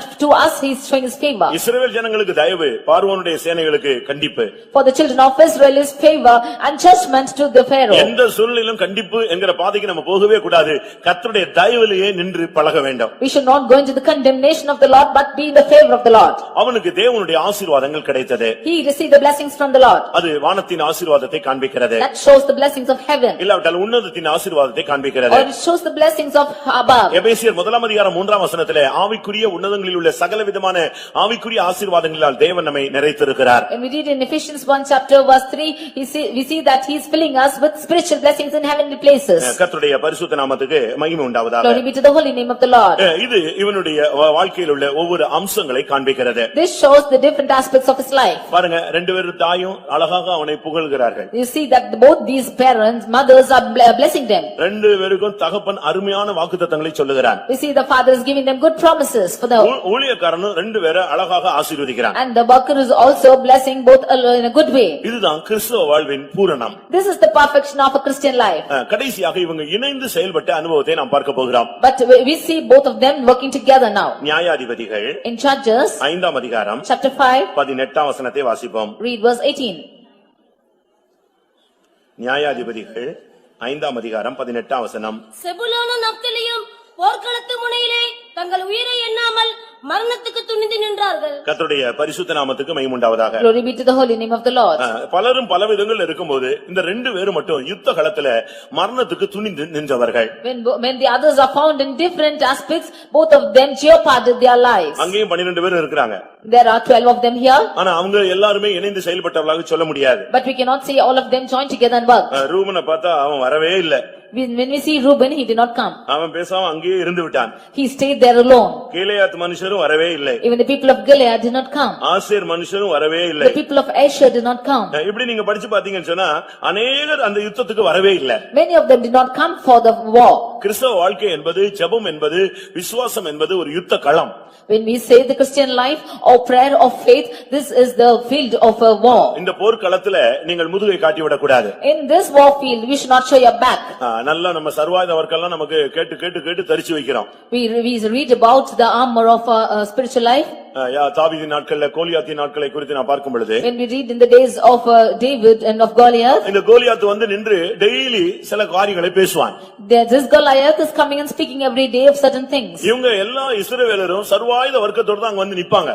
And all the people of Israel will come fully armored. எல்லாம் அணிந்து வந்து அங்க நின்றாலும், Although they come in full armor, அவன் ஒரு 2 நிமிஷம் பிரசங்கம் பண்ணுவான். he will preach to them in 2 minutes. 2 நிமிஷம் தான். 2 minutes he will preach. ரொம்ப சிம்பிளா பேசினான். Very simple he spoke. எதுக்கு இவ்வளவு பேர் புறப்பட்டு வரீங்க? Why are you all coming? யாராவது ஒரு ஆள் வா. One of you come. என்ன ஜெயிச்சிட்டா நாங்கெல்லாம் அடிமை. If you should overcome me, we are all your அந்த slaves. ஒரு ஆளை நாங்க ஜெயிச்சிட்டா நீங்கெல்லாம் அடிமை. Or if I should overcome you, you are all my slaves. ரத்தம் சிந்த வேண்டிய அவசியமே இல்ல. You did not need to shed blood. ஒரே ஆளால வெற்றி தோல்வியை நாம் தீர்மானித்துக் கொள்ளலாம். In this alone we can determine our failure and இந்த victory. வார்த்தை சொன்ன உடனே இந்த சர்வாயுத வர்க்கம் தருத்து அவ்வளவு பேரும் முதுகு காட்டி ஓடியே விடும். When this word is uttered to them, all the people who are armored will flee back. பிரியமானவர்களே, நம்மிலும் கூட அநேகர் இந்த பிரசங்கங்களை கேட்கிறோம், உபதேசங்களை கேட்கிறோம், அபிஷேகத்தில் நிரம்புகிறோம். ஆனால் போர்க்களம் என்று வரும்பொழுதுதான் நம்மில் அநேகர் நம்முடைய உண்மையான ரூபத்தை காண்பிக்க ஆரம்பிக்கிறோம். Many of us are desiring to hear the word of God, and when we come to the presence of God, we receive the word of God. But when it is war field, we show our back. ஒரு நல்ல விசுவாசியை எந்த இடத்துல பார்க்கலாம்? Where can we see a good believer? விவாகத்துல பார்க்கலாம், அவன் நல்ல விசுவாசியா கெட்டுப்போன விசுவாசியா. In a marriage we can see if he is a good or a false believer. அடுத்து சாவுல பார்க்கலாம், அவன் நல்ல விசுவாசி எப்படி இருக்கிறான், எப்படி மரிச்சிருக்கிறான், அவனுடைய மரணம் எப்படி நடக்குதுன்னு பார்க்கலாம். In the death and the funeral you can see how he has lived in faith and died. அந்த மரண நேரத்துல அந்த விசுவாசிகள் குடும்பத்தார் எப்படி இருக்காங்கன்னு அப்பதான் அவங்களுடைய விசுவாசத்தை நம்ம பார்க்க முடியும். At the time of the death we can see how the family members of who are in faith are found. மூன்றாவது Thirdly, விசுவாச போராட்டத்துல அவர்களை நாம் நிதானித்துக் கொள்ளலாம். in the warring of faith we can see who they are. யுத்த நேரத்துல ரூபனை பார்த்தா வரவே இல்ல. At the time of war we cannot see Reuben. அங்க உட்கார்ந்துட்டு அவன் பாட்டுக்கு பிரிவினையின் ஆவியினால நிரம்பி பேசிக்கொண்டே இருந்தான். He is sitting there and with the full of divisions he is speaking. ஆனா இவைகளுக்கு மத்தியில In the midst of this, செபுலோனும் நப்தலியும் உள்ள வந்துட்டாங்க. Zebulun and Naphtali came in. ரெண்டு பேரும் வந்து நின்னு ஒருத்தன் கூட பின்வாங்கவே இல்ல. Both of them came in and they never turned back. இந்த மார்க்கத்துல வந்துட்ட பின்பு புருஷனோ மனைவியோ யாருமே பின்வாங்க கூடாது. After coming into this religion, both the husband and wife should not backslide. இல்ல பெற்றோர்களோ பிள்ளைகளோ யாருமே பின்வாங்க கூடாது. The parents and the children should never backslide. யோவாப் ஒரு யுத்தத்துக்கு போனபோது When you see Joab going to the war, அங்க யுத்தம் தொடங்க ஆரம்பித்தது. there the war is begun. தன்னுடைய தம்பியை பார்த்து சொன்னான், Looking at his brother he says, நீ இந்த பகுதியில யுத்தம் செய், you war here, நான் இந்த பகுதியில யுத்தம் செய்கிறேன். I will fight the battle there. நீ ஒருவேளை உன் கை நீ தோற்று போற மாதிரி இருந்தா நான் ஸ்பாட்டுக்கு வர்றேன். If you are coming to fail, then I will come to the spot. என் கை தாழ்ந்து போனா நீ இங்க வந்துரு. Or if my hands are withered, you come to me. நாம் கர்த்தருக்காக நம்முடைய சௌரியத்தை காட்டுவோம் சொன்னான். Let us show our armor for the Lord. ரெண்டு பேரும் இணைந்து நின்றதுனால அன்றைக்கு ரெண்டு பேருமே ஜெயிக்க ஆரம்பித்தார்கள். Because both of them jointly stood together, they overcome the day. போர்க்களத்து முனையில வரும்பொழுது புருஷனும் மனைவியும் ரெண்டு பேரும் சேர்ந்து நிக்கணும். Standing in the war field, both husband and wife should be together. நீங்க சாத்ராக் மேஷாக் ஆபேத்நேகோவை பாருங்க. When we read about Shadrach, Meshach and Abednego, மூணு பேரும் அக்கினி சூளைக்கு பக்கத்துல நிக்கறாங்க. all the three came to near the furnace. அக்கினி சூளை 7 மடங்கு அதிகமாக சூடாக்கப்பட்டது. The furnace was heated 7 times. ஆனா மூணு பேரும் ஒரே மனமா நின்னாங்க. But all the three stood with one mind. கொஞ்சம் கூட அந்த தடுமாற்றமே கிடையாது. They did not stagger in their faith. நீங்க ரெண்டு பேரும் உள்ள போங்க நான் வரலன்னு சொல்லல. They did not say both of you go and say I will not come. நீங்க நீ வேணா ஒரு ஆள் போப்பா நான் வேணா கொஞ்ச நாள் இருந்து நாங்க வர்றோம்னு சொல்லல. Or one of you, or you go I will come for after some day. போர்க்களம் வாழ்க்கை ஒரு போர்க்களம். இந்த விசுவாச பாதை ஒரு போர்க்களம். இதுல நீ மரணத்துக்கு துணிந்து நின்னாதான் உனக்கு ஜீவ கிரீடம் கிடைக்கும். This life is a battlefield. If you should stand for death, then you will have the life of a crown of life. மரணத்துக்கு துணிந்து நின்னாதான் உனக்கு ஜெயம் கிடைக்கும். Only when you stand for death, then you will get victory. நீங்கள் அதனால தான் கர்த்தர் உங்களை குடும்பமா வச்சிருக்கிறார். That is why the Lord has kept you as a family. நீ ஒண்டியா இருந்து விழுந்துற கூடாதுன்னு சொல்லி தான் உன்னை தூக்கி விடுறதுக்கு ஒரு ஆளை வைத்திருக்கிறார். That you might not fall down being alone, the Lord has kept you in a family. இந்த மார்க்கத்துல நீங்கள் வந்த பின்பு நீங்கள் இணைந்து போர்க்களத்து முனையில நிற்கிறீர்களா? After coming to this religion, are you standing together united in the battlefield? ஆனா இந்த செபுலோனும் நப்தலியும் ரெண்டு பேரும் ஒரே இடத்துல நின்னு ஜீவனை அப்படியே பானபலியாய் வார்க்கிறவர்கள். But this Zebulun and Naphtali were together, they jeopardized their life. இந்த மார்க்கத்தை இந்த சபையை துவக்கினதான பாஸ்டர் பால் அவர்கள், The pastor Paul who began this church, அவர் வேற ஒரு சபையில ஊழியத்தை செய்து கொண்டிருந்தார். he was ministering in another church. Australian missionaries ஒரு கூட்டம் நடத்தினார்கள். And the Australian missionaries, they conducted a meeting. அந்த மீட்டிங் இவர் போயிருந்தார். He went for the meeting there. கடைசி நாள்ல அவங்க ஒரு தீர்க்கதரிசனம் சொன்னார்கள். On the last day, they prophesied. ஒரு விசுவாச ஊழியம் இந்த பூமியிலே ஸ்தாபிக்கப்படும். There will be a religion of faith in this earth. முழு உலகமும் அந்த சபை பரவும். And the whole earth will be, this religion will spread. இயேசுவின் வருகையிலே அந்த சபை எடுத்துக்கொள்ளப்படும். And in the coming of the Lord, it will be, this church will be caught up. ஆனால் அந்த ஊழியம் செய்யக்கூடியவர்கள் விசுவாசத்திலே செயல்பட வேண்டும். But those who are ministering there should work in faith. அப்படிப்பட்டவர்களை நாங்கள் காண வாஞ்சிக்கிறோம் சொன்னாங்க. We decide to see such people, they said. அந்த மிஷனரிஸ் நடத்தின கூட்டத்துல பயங்கர கூட்டம். அதுல 3 பேர் எழும்பி போய் அந்த விசுவாச ஊழியத்துக்காக தங்களை அர்ப்பணித்தார்கள். In that missionaries prayer, there was a great crowd and 3 of them offered themselves. ரெண்டு பேருக்கு அவங்க ஸ்டேஜ்லயே கேட்டாங்க, தாங்கள் சொன்ன தீர்க்கதரிசனம் நிறைவேறுதா, அதுக்குரிய ஆளுங்க இருக்கிறானான்னு பாக்குறதுக்காக ரெண்டு பேரையும் கூப்பிட்டு கேட்டாங்க.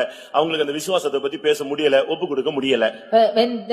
When of the 3, 2 of them they asked as to if the prophecy is going to be fulfilled in them, they could not save the faith. அந்த மிஷனரிஸ்களுக்கு வந்த தீர்க்கதரிசனத்தின்படி உள்ள ஒரு நபரை பார்க்கணும்னு ஆசை. They decide to see the person about whom the prophecy has been uttered. இப்ப கடைசியாக Now finally, பால் அவர்கள் போய் நின்றார்கள். Pastor Paul went to their place. விசுவாசத்துல நீங்க ஊழியத்தை துவக்க முடியுமா, இந்த தரிசனம் உங்களுக்கு உண்டா, இதுக்கு இப்படி நீங்க உங்களை அர்ப்பணிக்க முடியுமா அப்படிலாம் கேள்வி கேட்கப்பட்டது. They asked the question to him as to whether he has the faith to start the ministry in faith and can stand in faith. எல்லாத்துக்கும் ஆமா ஆமான்னு சொல்லிட்டாரு. He said yes for everything. அவங்க பிரேயர் பண்ணிட்டு கூட்டம் முடிச்சு அவங்க மிஷனரிஸ் போயிட்டாங்க. They prayed, finished the meeting and the missionaries went. Meeting முடிஞ்சு ஒரு வீட்டுக்கு போனார். After the meeting he went back home. அங்க பிள்ளைகள் இருக்கிறார்கள், மனைவி இருக்கு. There he had children and his wife. வர்ற வழியில எப்படி இந்த விசுவாச ஊழியத்தை செய்ய முடியும்?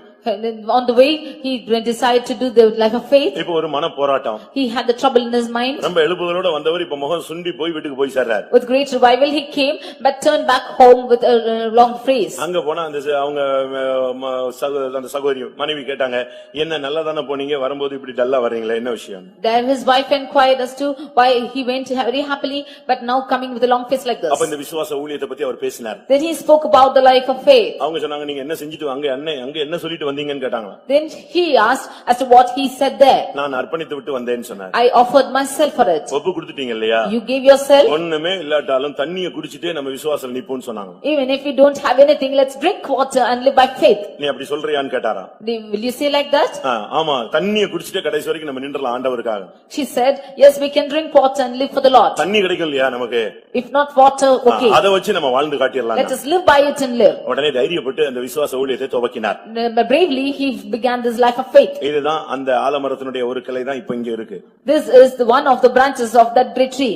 நாம விசுவாசத்துல போர்க்களத்து முனையில நிக்கணும். We should stand in the battlefield. இந்த ரெண்டு பேருமே போர்க்களத்து முனையில தங்கள் ஜீவனை எண்ணாமல் உயிரை எண்ணாமல் மரணத்துக்கு துணிந்து நின்றவர்கள். They both of them stood for death and they jeopardized their lives. கர்த்தருடைய பரிசுத்த நாமத்துக்கு மகிமை உண்டாவதாக. Glory be to the holy name of the Lord. ஒரு தேவனுடைய பிள்ளை என்று சொல்லுகிறவன் இந்த மார்க்கத்துல வந்த பின்பு நீ போர்க்களத்து முனையில நிற்க வேண்டும். When we say child of God, after coming to this religion, you should stand in the battlefield. இதுல மரணம் முடிவாக இருக்கலாம். If not, death will be sure. இல்லாவிட்டால் ஜெயம் உனக்கு கிடைக்கலாம். Or you will have victory. ரெண்டுமே வெற்றியினுடைய அடையாளங்கள் தான். Both of these are signs of victory. ஒன்று நீ எழுத்தின் பிரகாரமாக ஜெயிக்கலாம் இல்லாவிட்டால் நீ மரணத்திலேயே உன்னுடைய ஓட்டத்தை முடிக்கலாம். One thing literally you can overcome through prayer or you end your life in death. இன்னைக்கு எத்தனை பேர் நீங்கள் இந்த மார்க்கத்துல வந்த பின்பு மரணத்துக்கு துணிந்து நிற்கிறீர்கள்? Today how many of you after coming to this religion stand for death? இந்த செபுலோனும் நப்தலியும் ரெண்டு பேரும் சேர்ந்து நிப்பாங்க.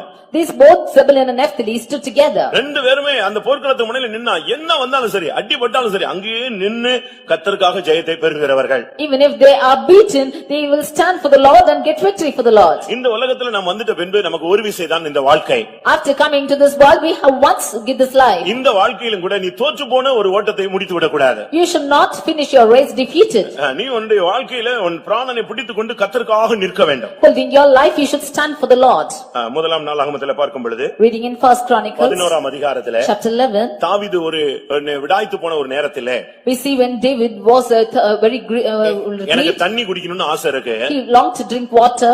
ஆனா பெத்லகேம்ல இருக்கிற ஒலிமுக வாசல்ல இருக்கிற கிணத்துல உள்ள தண்ணி குடிக்கணும்னு ஆசைப்படுறேன்னு சொன்னான். But he decided to drink of the water of the well of Bethlehem. யாராவது போய் எடுத்துக்கொண்டு வந்தால் If anyone should go and take and come, அவங்களை மேன்மைப்படுத்துகிறேன் என்று சொன்னான். he said, I will honor them. என்ன நடந்துச்சு தெரியுமா? What happened?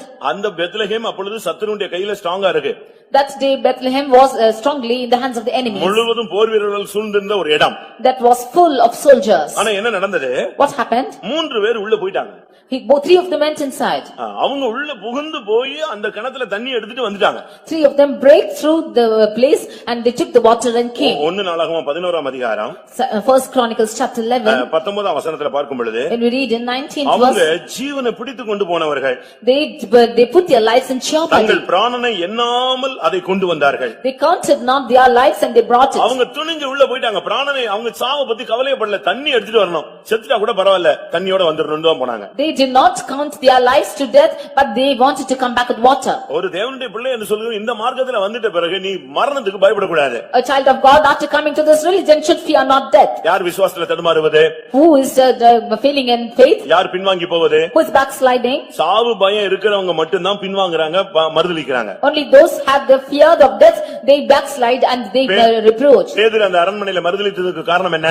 What is the reason for Peter denying? மரணத்துக்கு பயந்ததனால தான் அவன் மறுதலித்தான், சபித்தான், சத்தியம் பண்ணினான், பின்வாங்கி போனான். He feared the death and therefore he denied and promised and backslided. ஆனா அதே பேதுருவை கர்த்தர் திரும்ப மரணத்துக்கு துணிந்து நிற்க வைக்க கர்த்தர் உதவி செய்தார். But that same Peter, the Lord helped him to stand for the faith. கடைசியில் நீ எப்படி மரிக்க வேண்டும் என்று ஆசைப்படுகிறாய் என்று கேட்டார்கள். Finally they asked him as to how he should die. அப்ப அவன் சொன்ன வார்த்தை, What does he hear? என்னுடைய எஜமான் நேராக சிலுவையில தொங்கி இருக்கிறார், நான் அப்படி நிற்க எனக்கு தகுதி இல்ல, என்னை தலைகீழ சிலுவையில அறையுங்கள் என்று சொல்லி ஒப்பு கொடுத்தானாம். My master has hung on the cross straight and I am not worthy of it, therefore you crucify me upside down. அதனால்தான் பேதுரு எக்ஸ் வடிவிலே உள்ள சிலுவையில தலைகீழாக அடிக்கப்பட்டார். That is why Peter was crucified on an X-shaped cross. ஒரு காலத்துல நீங்க மரணத்துக்கு பயந்திருக்கலாம், இனிமேல் நீ மரணத்துக்கு துணிந்து நின்னாதான் நீ ஜீவ கிரீடத்தை பெற்றுக்கொள்ள முடியும். Once you have been having the fear of death, but if you will jeopardize your life, then you will receive the crown of life. அவர்கள் மரணத்துக்கு அவர்கள் தங்கள் பிராணனை எண்ணாமல் போய் அந்த தண்ணீரை எடுத்துக்கொண்டு வந்தார்கள். They jeopardized not their lives but took water.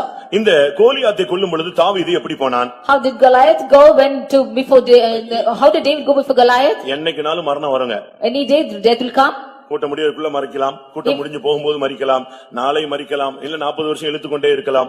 எப்படியோ ஒரு நாள் முடிவு வரும். Before this meeting we can die, or after the meeting or after some days we can die, but somehow death will come. ஆனா நீங்க மரணத்துக்கு பயந்ததனாலதான் நம்முடைய வாழ்க்கையில அநேகர் பின்வாங்கி போய்க்கொண்டே இருக்கிறோம். But because of the fear of death many of us backslide. கோதுமை மணி நிலத்தில் விழுந்து சாகட்டுமே. Let the grain fall down on the field and die. நீங்க யோசிச்சு பாருங்க. You just think and see. ஒரு கோதுமை மணி நிலத்தில் விழுந்து செத்தால் விசுவாசத்துக்கு இங்க ஒரு ஆள் செத்தா ஒரு பெரிய திரள் கூட்டம் ஆத்தும ரட்சிப்பு உண்டாகும். If one grain of paddy will fall to the ground and die, there will be a great salvation of souls. நான் ஒரு இடத்துல இருந்த பொழுது When I was in a place, ஒரு பையன் சுகவீனமா இருந்தான். one boy was sick. ஒரு 6 வயசு, ஒரு 4-5 வயசு இருக்கும். அவன் ஒரே ஒரு பையன் தான். He would be 4 or 5 years. He's the only son.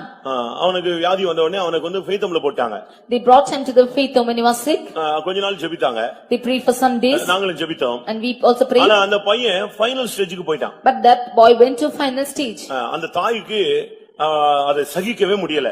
That mother could never endure. அந்த பையனுடைய தாத்தா பாட்டி நல்ல விசுவாசிகள். The grandparents were good believers. பையனுக்கு பிள்ளையை ஒப்பு கொடுக்கிறதுக்கு 2 மனது.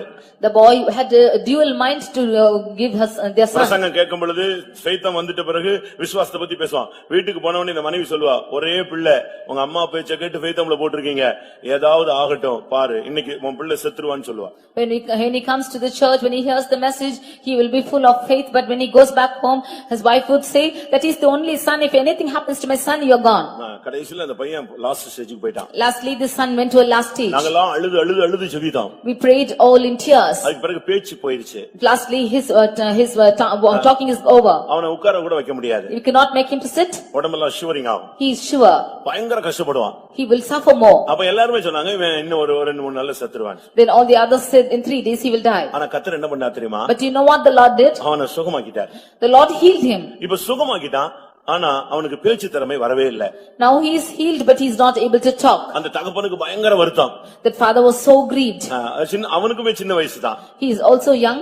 அப்ப அவன் சொன்னா, என் பிள்ளையை ஊமையா பாக்குறதை விட நான் செத்து போயிட்டா நல்லமா இருக்கும். He said to see my son dumb like this, it will be good if I die. அவன் கர்த்தர் சுகமாக்குனார்னா நல்லா சுகமாக்கணும். If the Lord should heal, let him heal properly. ஊமை பிள்ளையை வச்சிட்டு நான் வாழ முடியாது. I will not live with my dumb child. பயங்கரமா அழுது ஜெபித்தான். He cried and prayed. திடீர்னு பார்த்தா ஒரு நாள் அவன் பேச ஆரம்பித்தான். One day he started to speak. இன்னைக்கு அவன் பண்ற சேட்டை ஜாஸ்தியாக இருக்கிறார். Now he is so mischievous. அப்படிலாம் விசுவாசத்துக்கு ஜீவனை கொடுக்கறாங்க. Now for faith they are giving their life to இல்ல this. விசுவாச வீரர்கள் இல்லை என்று சொல்ல முடியாது. Not to say there are no bodies of faith. இன்றைக்கு நம்முடைய சபையில இதே சபையில செபுலோன் உண்டு, நப்தலி உண்டு. Even today in our church we have Zebulun and Naphtali. தாவீது என்ன செய்தான்? What did David do? 1 Samuel 19:5ல யோனத்தான் அவனை குறித்து சொல்லும் பொழுது தன் பிராணனை கையில வைத்துக் கொண்டு போய் ஜெயித்தான். In 1 Samuel chapter 19 verse 5, when Jonathan says about him, he kept his life in his hand and he அந்த கல்லு overcame. மட்டும் கோலியாத்துடைய நெத்தியில படலனா அன்னைக்கு தாவீதினுடைய கதை முடிந்தது. If that stone did not be put on the forehead of the Philistine, that life is gone. ஆனா அவன் தன் பிராணனை கையில பிடித்துக் கொண்டு போய் நின்றான். But he put his life in his hand and he stood. பிரியமானவர்களே, இந்த நாட்கள்ல நம்முடைய பிராணனை நாம் அருமையாக எண்ணாமல் இந்த மார்க்கத்தில் நின்னாதான் இந்த மார்க்கம் வளர்ச்சி அடையும், நாம் நித்திய ஜீவனுக்கு பங்காளிகளாய் மாற முடியும். These days in our religion, if we do not count our lives dear, only then we can go and inherit eternal life and this religion will grow. நியாயாதிபதிகள் 12ஆம் அதிகாரம் 3ஆம் வசனத்தை பார்க்கும் பொழுது, In Judges chapter 18 verses 3, அங்கே எப்தா என்ன சொல்லுகிறான்? what does Jephthah say? என் ஜீவனை கையில் பிடித்துக் கொண்டு போய் நான் ஜெயம் எடுத்தேன். I held my life in my hand and I overcame. அவன் சொல்ற, நான் என் ஜீவனை என் கையில் பிடித்துக் கொண்டு போய் நான் ஜெயித்தேன். I held my life in my hand and I overcame. ஜெயித்தவர்கள் எல்லாம் பிராணனை அற்பமாக அருமையாக எண்ணாமல் அற்பமா எண்ணினவர்கள் தான் ஜெயிச்சிருக்கிறார்கள். Only those who did not count their lives dear to themselves overcame. நீங்கள் அதை இழந்து போக விரும்பினால் நீங்கள் அதை பெற்றுக்கொள்ளலாம். Only when you lose that life you can gain it. நீங்கள் பெற்றுக்கொள்ள விரும்பினால் இழந்து போவீர்கள். If you want to gain it you will lose it. எப்தா தன்னுடைய பிராணனை கையில் பிடித்துக் கொண்டு போனான். Jephthah held his life in his hand and went. இன்றைக்கும் கூட பிராணனை கையில் பிடித்துக் கொண்டு கர்த்தருக்காக நிற்கிறவர்கள் உண்டு. Even today we have people of God who stand holding their lives. 105ஆம் சங்கீதத்திலே 18ஆம் வசனத்திலே யோசேப்பினுடைய பிராணன் அந்த இரும்பிலே அடைபட்டிருந்தது. Reading in 105th Psalm verse 8, the life of Joseph was in the captive in the land. பிலிப்பியர் 2ஆம் அதிகாரம் 30ஆம் வசனத்தை பார்க்கும் பொழுது When we read in Philippians 2:30, தன் ஊழியத்தின் நிமித்தம் பிராணனை எண்ணாமல் மரணத்துக்கு நெருங்கி இருந்தான் எப்பாப்பிராதீத்து என்ற ஒரு மனிதன்.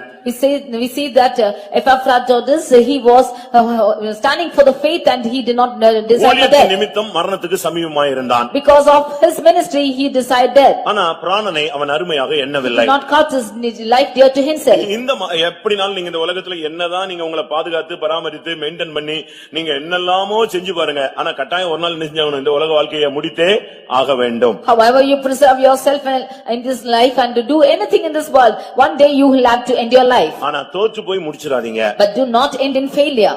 முடியும் போது நீங்க சொல்லணும் என் நல்ல போராட்டத்தை போராடினேன். In that end you should say, I have fought a good fight. கண்ணை மூடும் போது இந்த வார்த்தை உங்க வாயிலிருந்து வந்துடணும். When you should close your eyes, you should have this word. அப்போஸ்தலர் 15ஆம் அதிகாரம் 25ஆம் வசனத்தை பார்க்கும் பொழுது Acts 15:25 we read, பவுலுடைய அறிக்கை என்ன? what is the confession of Paul? அவரும் அதே வார்த்தை தான் சொல்லுகிறார். He is also saying the same words. அவரை குறித்து மத்தவங்க என்ன சொல்றாங்க? What is the others saying about him? தன் பிராணனை ஒப்பு கொடுக்க துணிந்தவர்கள் என்று அவர்களை குறித்து மற்றவர்கள் சொன்னார்கள். The others said that they had shepherded their lives. கர்த்தராகிய இயேசு கிறிஸ்துவின் நாமத்துக்காக தங்கள் பிராணனை ஒப்பு கொடுக்க துணிந்தவர்கள். For the sake of the name of the Lord, they shepherded their lives. அப்போஸ்தலர் 20:24 பார்க்கும் பொழுது When we read in Acts 20:24, Pavul தன்னை குறித்து என்ன சொல்லுகிறார்? what does Saint Paul say about himself? என் பிராணனை நான் அருமையாக எண்ணேன். I count not my life dear to me, ஒன்றையும் குறித்து நான் கவலைப்படேன். and I am not worried of anything. Pavul ஒரு இடத்துல கல்லெறிஞ்சு அடிச்சு செத்துட்டான்னு சொல்லி நாயை இழுக்கிற மாதிரி இழுத்து வெளியே கொண்டு போய் போட்டாங்க. அவன் அடுத்த நாள் எழும்பி அதே ஊர்ல பிரசங்கம் பண்ணான். In one place they stoned him to death and they put him as a dog, but he was preaching the next day. அவங்க எல்லாம் பிராணனை அப்படியே வார்த்தவர்கள். They poured out their lives like that. இதுதான் செபுலோனுடைய நப்தலிக்குள்ள இருந்ததான வெளியேற பெற்ற குணங்கள். These are the characteristics of Zebulun and Naphtali. ஆனா இப்போ பைபிள் சொல்லுகிறது இடுக்கமாய் ஈனமாய் இருண்டு போன நிலவரத்துக்குள்ளே வந்து விட்டார்கள். But now the word of God says that they are vexed and come to a lightly afflicted and shameful state. நல்ல ஈவு. They have the good gift. தேவன் வாசம் பண்ணுகிற வாழ்க்கை. This is the life that Lord dwells. நல்ல ஒரு விசுவாச வாழ்க்கை. A good life of faith. வெளியே போகும்பொழுது வரும்பொழுது சந்தோஷமான ஒரு வாழ்க்கை. The life of going out and coming is rejoicing life. போராடி மேற்கொண்ட ஒரு வாழ்க்கை. A life of wrestling and overcoming. விடுதலை பெற்ற ஒரு வாழ்க்கை. A life of deliverance. ஆண்டவருடைய தயவு பெற்ற ஒரு வாழ்க்கை. A life finding favor of the Lord. இரண்டு பேரும் மரணத்துக்கு துணிந்து நின்று போராடுகிற ஒரு வாழ்க்கை. And both of them jeopardizing their lives. ஆனா இப்படி வாழ்ந்தவர்கள் the people who led life like this, ஒன்று புரிந்து கொள்ள வேண்டும். once you should understand, எந்த ஒரு பிரதிஷ்டை பண்ணாலும் அதுக்கு ஒரு போராட்டம் உண்டு. when you dedicate yourself there is a trouble, there's a strife for it. எந்த தீர்மானம் எடுத்தாலும் அதுக்கு ஒரு போராட்டம் உண்டு. You have a temptation for any determination. எந்த சப்ஜெக்ட் நீ படிக்க எடுத்துக்கொண்டாலும் அதுக்கு ஒரு பரீட்சை உண்டு. Whatever subject you learn, you will have a temptation. எங்கயாவது போயிட்டு நீங்க பரீட்சை இல்லாம நீங்க சர்டிபிகேட் வாங்கி வந்துருவீங்களா? Without any test will you get your certificate?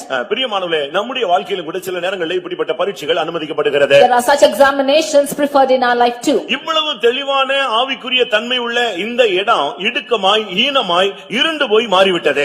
This life of Zebulun and Naphtali, who were in a good state, they became vexed and lightly esteemed. அதுக்கு காரணம் என்ன? What is the reason for it? செபுலோனை குறித்து நாம் பார்க்கும் பொழுது, when we read about Zebulun, நியாயாதிபதிகள் 1ஆம் அதிகாரம் 30ஆம் வசனத்தில் பார்க்கும் பொழுது, in Judges 1:30, அங்கே சொல்லி இருக்கிறது அந்த இடத்தில் இருந்த குடிகளை அவர்கள் துரத்தி விடவில்லை. they said that they did not chase away the inhabitants of that place. இதே ஃபால்ட் தான் செபுலோன் நப்தலிக்கும் உண்டானது. This is the same fault which Naphtali also committed. நியாயாதிபதிகள் 1:33 பார்க்கும் பொழுது, when we read in Judges 1:33, அவர்களும் அந்த குடிகளை துரத்தி விடவில்லை. they did not chase away the இந்த மார்க்கத்துல வந்த பின்பு நமக்குள்ளே காணப்படுகிற சில போராட்டமான காரியங்கள் நம்மோடு இருக்கிற எதிர்க்கிற சக்திகளை நாம் துரத்த வேண்டும். when we come into this religion, we have to chase away things which are resisting us. விசுவாசிக்குள்ள நடக்கும் அடையாளங்கள் யாவன அவர்களின் நாமத்தில் பிசாசுகளை துரத்துவார்கள். And to those who believe in my name, they will cast away Satan. ஒரு தேவனுடைய பிள்ளை என்று சொல்லுகிறவன் சில காரியங்களை நம்ம விட்டு துரத்தி விட வேண்டியது அவசியம். A child of God should cast away certain things. Abraham மிகவும் நேசித்ததான இஸ்மவேலை துரத்தி விட்டான். Abraham chased away Ishmael whom he loved. மிகவும் நேசித்ததான ஆகாரை துரத்தி விட்டான். He chased away Hagar whom he loved. கர்த்தர் சொன்னார் அனுப்புன்னு சொன்னார், அனுப்பி விட்டான். The Lord asked him to send him away, and he sent him out. ஆனா இந்த செபுலோன் நப்தலி செபுலோனி செஞ்ச ஃபால்ட் என்ன தெரியுமா? அங்க இருந்தவங்களை அப்படியே விட்டுட்டாங்க. அந்த குடிகளை அவங்க துரத்தாத பட்சத்துல இந்த குடிகள் ஒரு நாள் உன்னை அடிமைப்படுத்தும். But the fault mistake on the part of Zebulun and Naphtali is they did not drive away the inhabitants of the land, and one day they will destroy them. கடைசில இப்ப என்ன நடந்தது? But now what happened? இப்ப செபுலோனும் நப்தலியும் இடுக்கத்துக்குள்ள போய் விட்டார்கள். This Zebulun and Naphtali are vexed. இல்லாவிட்டால் ஈனமாய் கேவலப்படுத்தப்பட்டு Or விட்டார்கள். they are lightly afflicted.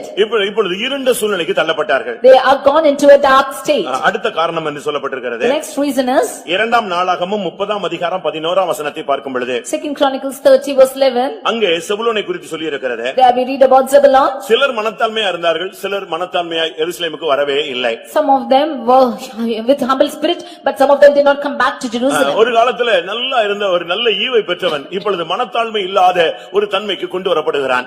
Now once they were in a good state, but now they have no humble nature. இன்னைக்கு பாருங்க, தாழ்ந்து போறதுக்கு நமக்கு முடியல.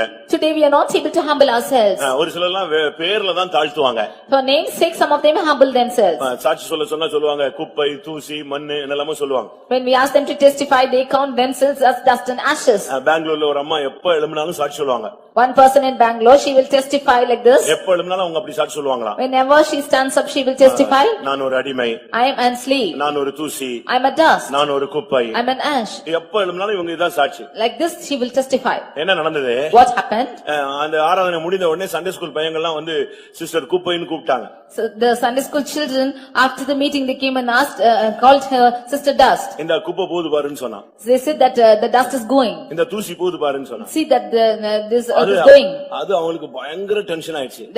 Then she was full of tension. நேரா pastor போய் என்னை எல்லாரும் கேவலப்படுத்துறாங்க. Straightly she went to the pastor and said that all are humiliating me like this. என்னை தூசிங்கற. They're calling me as dust like this. Pastor சொன்னாரு, நீங்க சொன்னதுதான் அவன் சொல்றான், வேற புதுசா ஒண்ணும் சொல்லவே இல்ல. The pastor said what you said, they are saying nothing new. உனக்கு வந்து சாட்சியில தான் உன்னை தாழ்த்த முடியுதே தவிர ஃபேக்ட் உண்மையான நிலவரத்துல உன்னால என்ன செய்ய முடியல, தாழ்த்த முடியல. You are only humble yourself in the testimony, but not of the true state. நம்மிலும் अनेகர் அப்படிதான் இருக்கிறோம். We too many of us are like this. Naphtali ஒரு நல்ல ஈவு, ஆனா இப்போ அவனுக்கு மனத்தாழ்மை என்பது ஒரு கேள்விக்குறியாக இருக்கிறது. Naphtali is a good gift, but he is not able to humble himself now. கிறிஸ்தவ மார்க்கத்துக்குள்ள வந்த உடனே நீ படிக்க வேண்டிய ரெண்டு சப்ஜெக்ட், இயேசுவினிடத்துல போதகர் ஊழியக்காரங்கிட்ட கற்றுக்கொள்ள வேண்டியது ரொம்ப இருக்கு. இயேசுவினிடத்துல கற்றுக்கொள்ள வேண்டிய ரெண்டு சப்ஜெக்ட், நான் சாந்தமும் மனத்தாழ்மையுமா இருக்கிறேன், என்னிடத்தில் வந்து என்ன செய்து கொள்ளுங்கள், கற்றுக்கொள்ளுங்கள். We have to learn two things of this Christian life, that Jesus is lowly and humbly, and we should learn of him. புரியுதா உங்களுக்கு எல்லாருக்கும்? Do you understand? இங்க சிலர் மனத்தாழ்மையா எருசலேமுக்கு வந்தாங்க, மத்த குரூப் எல்லாம் வரவே இல்ல. So only some of them came for this humble nature, but not all. மனத்தாழ்மை இல்லாவிட்டால் ஒரு நாள் உனக்கு இடுக்கமான வாழ்க்கை அனுமதிக்கப்படும். If you do not have the humility, then you will have a life of affliction. உனக்குள்ள இருக்கிற பெருமையினால அந்த இடுக்கமான அந்த வாசல் வழியா உன்னால உள்ள பிரவேசிக்க முடியாது. Because of the pride nature, you cannot go through this straight path. இந்த நப்தலியை குறித்து நாம் பார்க்கும் பொழுது, When we read about Naphtali, அவன் விடுதலை பெற்ற ஒரு பெண்மான். he is a hind left loose. ஆனா இப்போ நிலவரம் என்ன? But what's the state now? இரண்டாம் ராஜாக்கள் 2 Kings 15ஆம் அதிகாரம் 15th chapter 29ஆம் வசனத்தை பார்க்கும் பொழுது verse 29. கடைசி பகுதியில சொல்லிருக்கு, அவர்கள் சிறைப்பட்டு போனார்கள். The last portion it is said that they were taken captive. இவன் விடுதலை பெற்ற ஒரு ஆளு. He is a hind left loose. ஆனா இப்போ நப்தலி தேசம் அனைத்தையும் பிடித்து குடிகளை சிறையாக அசீரியாவுக்கு கொண்டு போனார்கள். But now the inhabitants were taken as a captive by Assyria. விடுதலை பெற்றவன் இப்பொழுது சிறைப்பட்டு போனவனாக மாறினான். Now he who was left loose is now captivated. அருமையானவர்களே, நம்முடைய வாழ்க்கையினுடைய துவக்கம் என்ன, தற்போதைய நிலவரம் என்ன? Dear beloved, how was our beginning and how is our present life? கடந்த கால வாழ்க்கை மிகவும் செழிப்பான ஒரு வாழ்க்கை. The past life was a fertile life. இதைத்தான் ஆவியானவர் சபைகளுக்கு பேசும் பொழுது, That is what and this beloved நீ speaks. ஆதியிலே கொண்டிருந்த அன்பை விட்டா என்று உன் பேரில் எனக்கு ஒரு குறை உண்டு. I have a shortcoming on you that you have left your first love. கலாத்தியர் சபைக்கு பேசும் பொழுது, Returning to Galatians, உன்னை நீ கொண்டிருந்த ஆனந்த பாக்கியம் எங்கே என்று கேட்கிறார். where is the joy which you had in the beginning? எபிரேயர் சபைக்கு பேசும் பொழுது, About the Hebrews church, பிரகாசமாக்கப்பட்ட அந்த முந்தின நாட்களை நினைத்துக் கொள்ளுங்கள் என்று பேசுகிறார். you consider the days when you were enlightened. அப்ப இதிலிருந்து என்ன விளங்கிக் கொள்கிறோம்? What do we understand from this? கடந்த கால வாழ்க்கை பிரகாசமா இருந்தது, தற்போதைய வாழ்க்கை இருண்டு போய் இருக்கிறது. Their past life was light and light, but now it's darkened. இப்பொழுது இருள் சூழ்ந்து இடுக்கமாக ஈனமாக ஒரு நிர்பந்தமான நிலவரத்தில் போன இந்த தேசத்தை நோக்கி இயேசு வந்தார். Now looking unto this place which was full of troubles, vexed and tribulation, Jesus came to this place. ஏன் இந்த ரெண்டு நாட்டையும் விட்டு விடவில்லை? Why did the Lord not leave these two places? எத்தனையோ நாடுகளை அடிமைத்தனத்துக்கு விட்டுவிட்ட தேவன், The Lord who left many land into captivity, அநேக நாடுகளை சிறையிருப்புக்கு ஒப்பு கொடுத்த தேவன், many land has the Lord yielded to captivity. சில தேசங்களை மன்னிப்பே இல்லாமல் அவாந்தர வெளியாக மாற்றின தேவன். Some lands they did not have forgiveness and were left desolate. ஆனால் இந்த செபுலோனையும் நப்தலியும் விடவே இல்ல. But the Lord did not leave Zebulun and Naphtali. அவருடைய இரக்கத்துக்கு அங்க முடிவில்லாமல் காணப்பட்டது. They did not have the end for the mercies. பலரை கண்டுகொள்ளாமல் விட்ட தேவன், The Lord who left of many பலரை people, நியாயம் தீர்த்த தேவன், many of them who were justified by God. ஆனால் இந்த செபுலோனையும் நப்தலியும் கர்த்தரால் விட முடியவில்லை. But the Lord could not leave Zebulun and Naphtali. அதனால தான் அந்த கலிலேயாவை தேடி இயேசு வந்தார். That is why Jesus came to Galilee. அந்த யோர்தான் நதி அருகே அவர் வந்தார். That is why he came to the shores of Jordan. அந்த தேசத்தை பிற்காலத்திலே மகிமைப்படுத்த தேவன் சித்தம் கொண்டார். The Lord wanted to glorify that nation in future. அருமையானவர்களே, உங்களுடைய ஆவிக்குரிய வாழ்க்கை ஒரு மகிமையான துவக்கமாக இருக்கலாம். Dearly beloved, your beginning might be a glorious one. ஆனால் முடிவு மோசமாக மாறிவிடக் கூடாது. But your end should not be a pathetic state. அற்பமான ஆரம்பமா இருக்கலாம், ஆனால் முடிவு சம்பூர்ணமாய் இருக்க வேண்டும். There might be a mean beginning, but your end should be full of blessing. ஆனால் தேவன் பாருங்க, இந்த செபுலோனையும் நப்தலியும் விடல. But the Lord did not leave Zebulun and Naphtali. நாம் வேதத்துல படித்து பார்க்கும்போது இதுதான் ஆச்சரியப்பட்டேன். தேவன் பாருங்க, அந்த ஆதியில கொண்டிருந்த அன்பை அவர் விடவே கிடையாது. But when I read in the word of God, I was marveled because the Lord did not leave his first love. நாம் ஆதியில கொண்டிருந்த அன்பை விட்டுறோம், ஆனா தேவன் ஆதியில நம்மேல் வைத்த அன்பை என்ன செய்யறது இல்ல, விடுகிறதே கிடையாது. We have left the first love, but the Lord does not leave his first love towards us. யோவான் எழுதின சுவிசேஷத்தை நீங்கள் படித்து பார்த்தால், When you read in John's Gospel, துவக்கத்துல இந்த மார்க்கத்துல வரும்போது உன்னை எப்படி நேசித்தாரோ அதே மாதிரி இன்னைக்கு நேசிக்கிறார். as he loved you in the beginning, when you came to this religion, he is loving you today. யோவான் 13:1 ஒரு விசை வாசிக்கலாம். John 13:1. பஸ்கா பண்டிகைக்கு முன்னே இயேசு உலகத்தை விட்டு பிதாவினிடத்துக்கு போகும்படியான தம்முடைய வேளை வந்ததென்று அறிந்து தாம் உலகத்தில் இருக்கிற தம்முடையவர்களிடத்தில் அன்பு வைத்தபடியே முடிவு பரியந்தமும் அவர்களிடத்தில் அன்பு வைத்தார். எப்படி இருக்கு பாத்தீங்களா அந்த வார்த்தையை பாருங்க. எப்படி துவக்கத்துல அன்பு வைத்தாரோ அதே போல அவர்களுடைய முடிவு பரியந்தம் அவர்கள் மேல் அவர் அன்பு வைத்தார். As he loved them in the world, in the beginning, he loved them to the end. இன்னைக்கு போய் ஆண்டவரே என்னை அன்னைக்கு ரட்சிக்கும் போது என்னை நேசித்தேன்னு சொன்னீங்களே, இப்போ நீங்க நேசிக்கிறீங்களா? அதே நேசம், மாறாத நேசம் அப்படியே இருக்குன்னு சொல்லுவார். If you go to the Lord and ask him, Lord, in the beginning when you said that you had loved me so much, how do you love me today? The Lord will say, I love you same. நீங்க இப்பொழுது இருக்கிற நல்ல நிலவரமோ கெட்ட நிலவரமோ இப்ப நீங்க கண்ணை மூடி கேட்டு பாருங்க, ஆண்டவரே நீர் அன்னைக்கு நேசித்தது போல நேசிக்கிறாரான்னு கேளுங்க. அவர் என்ன சொல்லுவார்? இன்னைக்கு அல்ல, முடிவு பண்ணி நான் உன்னை அப்படியே நேசிக்கிறேன். At this time, if you close your eyes and ask the Lord, do you love me as you loved me in the beginning? Jesus will say, I will love you till the end like this. ஆம், இன்றைக்கும் என்னை நேசிக்கிறார் என்று நான் விசுவாசிக்கிறேன் சொல்றவங்க கரங்களை வைத்து ஒரு அல்லேலூயா சொல்லுங்கள். தேவன் தன்னுடைய நேசத்திலே மாற்றமே வைக்கிறது இல்லை. The Lord has no change in his love towards us. நம்முடைய அன்புதான் மாறி போகிறது பிரியமானவர்களே. It is our love which is changing. நம்முடைய அன்புதான் குறைந்து போகிறது பிரியமானவர்களே. It is our love which is diminishing. நம்முடைய அன்புதான் பாதை மாறி போய் விடுகிறது. It is our love which is turning apart. நம்முடைய அன்பில் தான் குற்றம் வந்து விடுகிறது. In our love is mistakes. நம்முடைய அன்பில் தான் தீட்டு உண்டாகிறது. In our love is defilement. அவருடைய அன்பிலே பரிசுத்தம், அவருடைய அன்பிலே எந்த குறைவும் கிடையாது. But his love is holy and no lacking in it. பாருங்க, இவ்வளவு பின்மாறி போன ஒரு நப்தலியை இந்த செபுலோனை அவர் மறுபடியும் தேடி வந்தார். See how the Lord is coming back seeking for Naphtali and Zebulun who were once backslidden. அதுக்கு காரணம் என்ன? What's the reason for it? பட்சபாதமா? Is it partial love? அல்ல. Nothing like this. உன்னுடைய ஆரம்ப காலத்துல நீ பரிசுத்தவான்களுக்கு செய்த ஊழியங்கள், அன்பின் பிரயாசங்களை அவர் மறந்துவிட அநீதி உள்ளவர் அல்ல. He is not unjustful to forget your labor of love which you have shown towards the saints. ஒரு காலத்துல போர்க்களத்து முனையிலே நீ மரணத்துக்கு துணிந்து நின்றாயே, அதை தேவன் மறந்து விடுகிறவர் அல்ல. Once you jeopardized not your life and death, that is what the Lord is not forgetting. அந்த ஒரு காலத்துல நீ ரட்சிக்கப்பட்ட நிலவரத்துல நீ வாழ்ந்து ஆண்டவர் வாசம் பண்ணக்கூடிய வாழ்க்கை வாழ்ந்தாயே, அதை அவர் மறந்து விடுகிறவர் அல்ல. When you were saved, you lived for the Lord and that is what he is not forgetting. ஒரு காலத்துல இந்த விசுவாசத்துக்காக நீ நின்றாயே, அதை மறந்து விடுகிறவர் அல்ல. You once lived for the faith and that is not forgetting. நீ ஒரு காலத்துல போராடி ஜெபத்துல நின்றாயே, ஜெப வீரனாய் போராடி மேற்கொண்டாயே, அதை மறந்து விட தேவன் அநீதி உள்ளவர் அல்ல.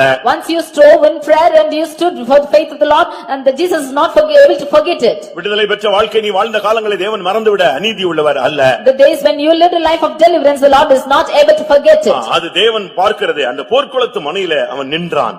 God says that he's jeopardized his life in the battlefield. அதுதான் ரொம்ப முக்கியமானது. That is important. அந்த போர்க்களத்து முனையிலே அவன் துணிஞ்சு நின்னானே, அதை பார்த்துதான் கர்த்தர் அவனுடைய பிற்காலத்தை மகிமைப்படுத்தினார். They jeopardized their lives and that is what the Lord saw and finally he honored them. அந்த இருண்ட சூழ்நிலையை தெய்வம் மாற்றி காண்பித்தார். The Lord changed their darkened state. இயேசு பாருங்க இந்த உலகத்துல வந்து வேற எங்கேயும் போல, அதிகமா போனது யோர்தான் நதி, அடுத்து கலிலேயா தான். Jesus came to this world and did not go anywhere else. He went more to the shores of Galilee and Jordan. உயிர்த்தெழுந்த பின்பு அவர் போன இடம் கலிலேயா மட்டும்தான். Even after he was resurrected, he went to Galilee. அந்த பெண்கள் வந்த பொழுது நான் கலிலேயாவுக்கு போகிறேன், சீஷர்களை என்னை அங்க வந்து பார்க்க சொல் என்று சொன்னார். When those women came, he said, I go to Galilee, ask my disciples to come and see me there. ஏனென்றால் உன்னை மகிமைப்படுத்துகிற வாழ்க்கை தான் அவருடைய விருப்பமாக இருக்கிறது. Because the life to glorify you is his desire. நீ மறைந்திருப்பது தேவனுடைய சித்தம் அல்ல, உன்னை மகிமைப்படுத்துவது தேவனுடைய சித்தம். The Lord does not want to hide you but glorify you. எத்தனை பேர் உங்களுடைய வாழ்க்கையை கர்த்தர் மகிமைப்படுத்தணும்னு வாஞ்சிக்கிறீர்கள்? How many of you desire the Lord to glorify your life? நாம மகிமைப்படுத்தினா ஒண்ணும் தேராது. If we glorify ourselves, it will not be possible. இயேசுவே சொல்றார், பிதாவே என்னை மகிமைப்படுத்தும். Jesus says, Father, honor me. கர்த்தர் சொன்னார், நான் மகிமைப்படுத்தினேன், இன்னும் மகிமைப்படுத்துவேன். And the Father said, I have glorified thee and I will yet அருமையானவர்களே, இந்த தூதை கேட்டுக்கொண்டிருக்கிற அருமையான தேவனுடைய பிள்ளையே, உன்னுடைய வாழ்வின் இருளை மாற்றி உன்னுடைய வாழ்க்கையை மகிமைப்படுத்தும்படியாக கர்த்தர் இந்த காலை வேளையிலே கடந்து வந்திருக்கிறார். Dear people of God who listen to this verse, the Lord wants to glorify your life and has come this morning. இந்த ஆராதனைக்கு நீ வந்ததுக்கு பல காரணங்கள் இருக்கலாம். There might be many reasons for you to come to this ஆனால் worship. உன்னை ஆராதனைக்கு தேவன் கொண்டு வந்ததுக்கு ஒரு காரணம் உண்டு, உன்னை மகிமைப்படுத்தும்படியாக. But the Lord has a desire that he might change and glorify your life. என்னுடைய இடுக்கமான வாழ்க்கையை மாற்ற வேண்டும். The Lord should change my afflicted state. என்னுடைய ஈனமான வாழ்க்கையை மாற்ற வேண்டும். The Lord should change my state of இருண்ட சூழ்நிலையை கர்த்தர் மாற்ற வேண்டும். He changed my dark state. கர்த்தர் என்னை மகிமைப்படுத்தணும்னு வாஞ்சிக்கிறவர்கள் கண்களை மூடுங்கள். All those who desire for the Lord to glorify, let's close your eyes. இப்பொழுது நீங்கள் உங்களுடைய முழங்காலை முடக்கலாம். Now you shall kneel down. மகிமைப்படுத்த கர்த்தர் மகிமைப்படுத்தணும் என்னுடைய வாழ்க்கையை நீங்க காத்திருந்தீங்கன்னா, சேர்ல இருந்தவங்க முடிந்தால் முழங்கால் படியிடுங்கள். All those who are on chairs also, if the Lord wants to glorify your lives, you can kneel down. இன்னும் கொஞ்ச நேரத்துக்குள்ள கர்த்தருடைய வல்லமை உங்களை மகிமைப்படுத்தும். So after some time, the power of God will glorify you. கர்த்தர் நம்முடைய மத்தியில இருக்கிறார் என்பதை நான் பரிபூர்ணமாய் விசுவாசிக்கிறேன். I perfectly believe that the Lord is in our midst. என்ன நடக்கும் தெரியுமா பிரியமானவர்களே? What will happen, you know? நீங்கள் இந்த வசனங்களுக்கு உங்களை சமர்ப்பித்தால், When you yield yourselves to these verses, இன்றைக்கு மறுபடியும் ஒரு தெய்வீக வாழ்க்கைக்கு உங்களை அர்ப்பணித்தால், if you yield yourself for a divine life today, இன்றைக்கு மறுபடியும் நீங்கள் போர்க்களத்து முனையிலே கர்த்தருக்காக வந்து நின்றால், if you come and stand in the war field today, தேவன் ஒரு வல்லமையை உனக்கு தருவார். the Lord will give you an unction. ஒன்று தெரியுமா? What is, you know? இந்த வசனங்கள் வெறுமையா திரும்பி போகாது. These words will not return back empty. இந்த கூட்டம் முடிஞ்ச உடனே நீ திரும்பி போய்விடலாம். You might go back after this meeting. நாங்கள் திரும்பி போய்விடலாம். We also will return. ஆனா இந்த வசனம் திரும்பி போகாது. But this verse will not return. அது உனக்குள் அந்த வேலையை செய்து விட்டுத்தான், உன்னை மகிமைப்படுத்தி விட்டுத்தான் அது பரலோகத்துக்கு திரும்பி செல்லும். Only after accomplishing Hallelujah. this work and glorifying your life, it will go to heaven. அந்த வார்த்தை உன்னை மகிமைப்படுத்தாமல் திரும்பி போகவே போகாது. நான் அனுப்பின காரியம் ஆகிதான் அது திரும்பி செல்லும் என்று சொன்னார். He says that I will glorify my words and then receive it to me. கர்த்தாவே, நான் ஒரு தெய்வீக வாழ்க்கைக்கு என்னை வாஞ்சிக்கிறேன். Lord, I desire for a divine life. இடுக்கம், ஈனம், இருண்ட சூழ்நிலையை கர்த்தாவே மாற்றும். Change my life of vexation and tribulation. அப்படி வாஞ்சிக்கிறவங்க எல்லாரும் உங்களுடைய கண்களை மூடி முழங்கால் படியிட்டு தேவனை நோக்கி பாருங்கள். உங்களை மகிமைப்படுத்துகிறவர் நம்முடைய மத்தியிலே வந்திருக்கிறார். All of you glorify the Lord and look unto the Lord. The Lord wants to glorify you. Hallelujah. Praise the Lord. Ya karabalam tidibi karabakaterabanya. Amen. என்னுடைய வாழ்க்கை ஒரு இடுக்கமாக, ஈனமாக, ஒரு இருண்ட சூழ்நிலையில இருப்பதை நான் உணர்கிறேன் என்று சொல்றவங்க தயவு செய்து கரங்களை உயர்த்துங்கள். ஒரு நெருக்கம், மனதில் நெருக்கம், சரீரத்தில் நெருக்கம், ஒரு கேவலப்படுத்தப்பட்ட, ஒரு நிர்பந்தமான, தள்ளப்பட்ட, ஒருங்கிணைக்கப்பட்ட ஒரு இருண்ட சூழ்நிலை, ஒரு தெளிவற்ற ஒரு சூழ்நிலை. ஆமென். ஷதபல கத்திரிக்கதபானியா. கர்த்தர் உன்னுடைய கரத்தை பார்க்கிறார். உன்னுடைய நிலவரம் அவருக்கு தெரியும். ஆமென். உன்னுடைய அறிக்கையை அவர் காண்கிறார். ஷதப கத்திரிக்கதா திதிபிகதப கதப கத்திரபானியா. ஆமென், ஆமென், ஆமென். உன்னை இப்படியே விடும்படியாக இந்த வார்த்தை அனுப்பப்படவில்லை. நீ இருண்டிருக்கிறாய் என்று உன்னை குற்றம் சாட்டி அனுப்பும்படியாக இந்த தூது வரவில்லை. ஓ, இருண்டிருக்கிற உன்னை மகிமைப்படுத்தும்படியாகவே கர்த்தருடைய வார்த்தை வந்திருக்கிறது. சிதாபாலாம் திதிபிகதபா திதிபிகதப கதப கத்திரப கதப கத்திரா. ஆமென், ஆமென். தேவன் எனக்கு கொடுத்த ரட்சிப்பு ஒரு நல்ல ஈவு. இந்த விசுவாச வாழ்க்கை ஒரு ஆசீர்வதிக்கப்பட்ட ஒரு அனுபவம். கர்த்தர் எனக்கு விடுதலையின் வாழ்க்கையை கொடுத்திருந்தார். ஒரு காலத்தில் ஜெபத்தில் போராடுகிற ஜெப வீரனா என்னை மாற்றி இருந்தார். இரவும் ஜெபிப்பேன், பகலும் ஜெபிப்பேன். எனக்கு எப்பொழுதுமே என் வாயில துதி வந்து கொண்டே இருக்கும்.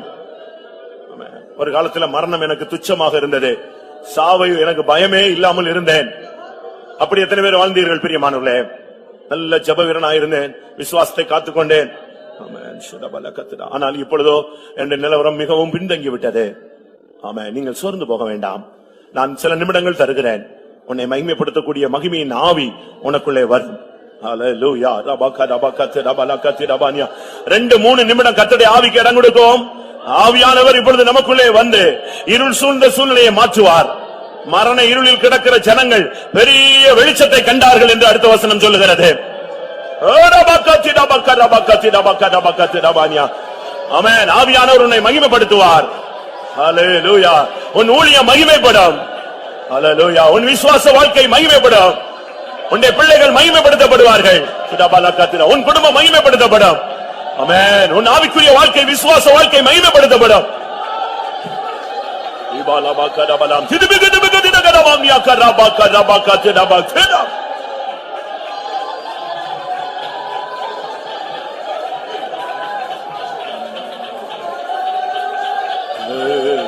ஆமென். பிரியமானவர்களே, இதுவரை நீங்கள் தேவனுடைய சத்தத்தினுடைய ஒரு பகுதியை கேட்டீர்கள். ஆனால் இப்பொழுது நீங்க யாரு கீழே உட்கார்ந்துறாதீங்க. ஒரு சில நிமிடங்களுக்குள்ள கர்த்தர் இருந்து ஒரு டைரக்ட் ஒரு வார்த்தை, மகனே நான் உன்னை மகிமைப்படுத்தினேன், இன்னும் மகிமைப்படுத்துவேன். இந்த வார்த்தை இன்னைக்கு இந்த கூட்டம் முடிஞ்சு வெளியே போறதுக்குள்ள உன் செவிகளிலே கேட்க வேண்டும். அல்லேலூயா. அப்படியானால் இந்த தேவனுடைய வார்த்தை உனக்குள் நிறைவேற்றப்படுகிறது. ரியாலா பங்கர பக திதிவிகிதிபிக திடபானியா ராத்த ஓ ரபோதினா மங்கர பலப திடபக டபகத்ரா ஏ நாம சிதிபிகிதிபிக திடகடபானியா. அல்லேலூயா. ரபலபக டபக டபக டபக டபக டபக.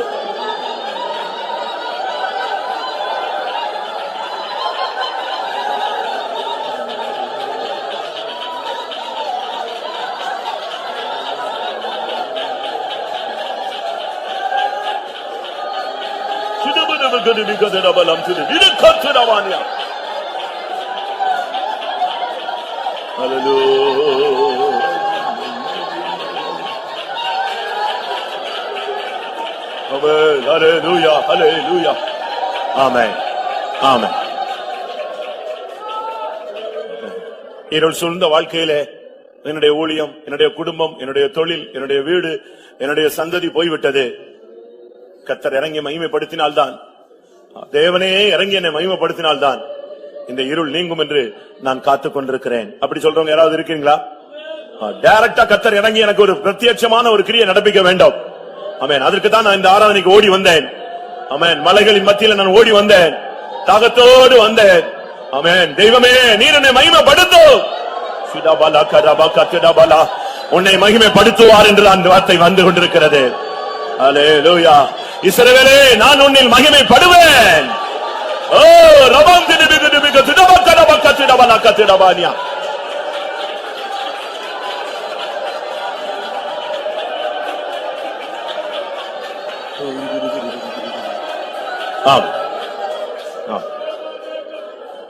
உன்னை ஈனப்படுத்தினது ஒரு வல்லமை, உன்னை ஈனப்படுத்தினது ஒரு சிலர், உன்னை ஈனப்படுத்தினது ஒரு அந்தகார வல்லமை.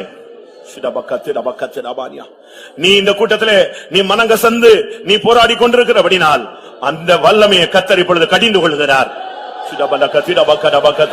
உன்னை அவமானப்படுத்தின சக்தியை, உன்னை கேவலப்படுத்தின சக்தியை, உன்னை ஈனமாய் நடத்தின வல்லமையை இயேசு கடிந்து கொள்கிறார்.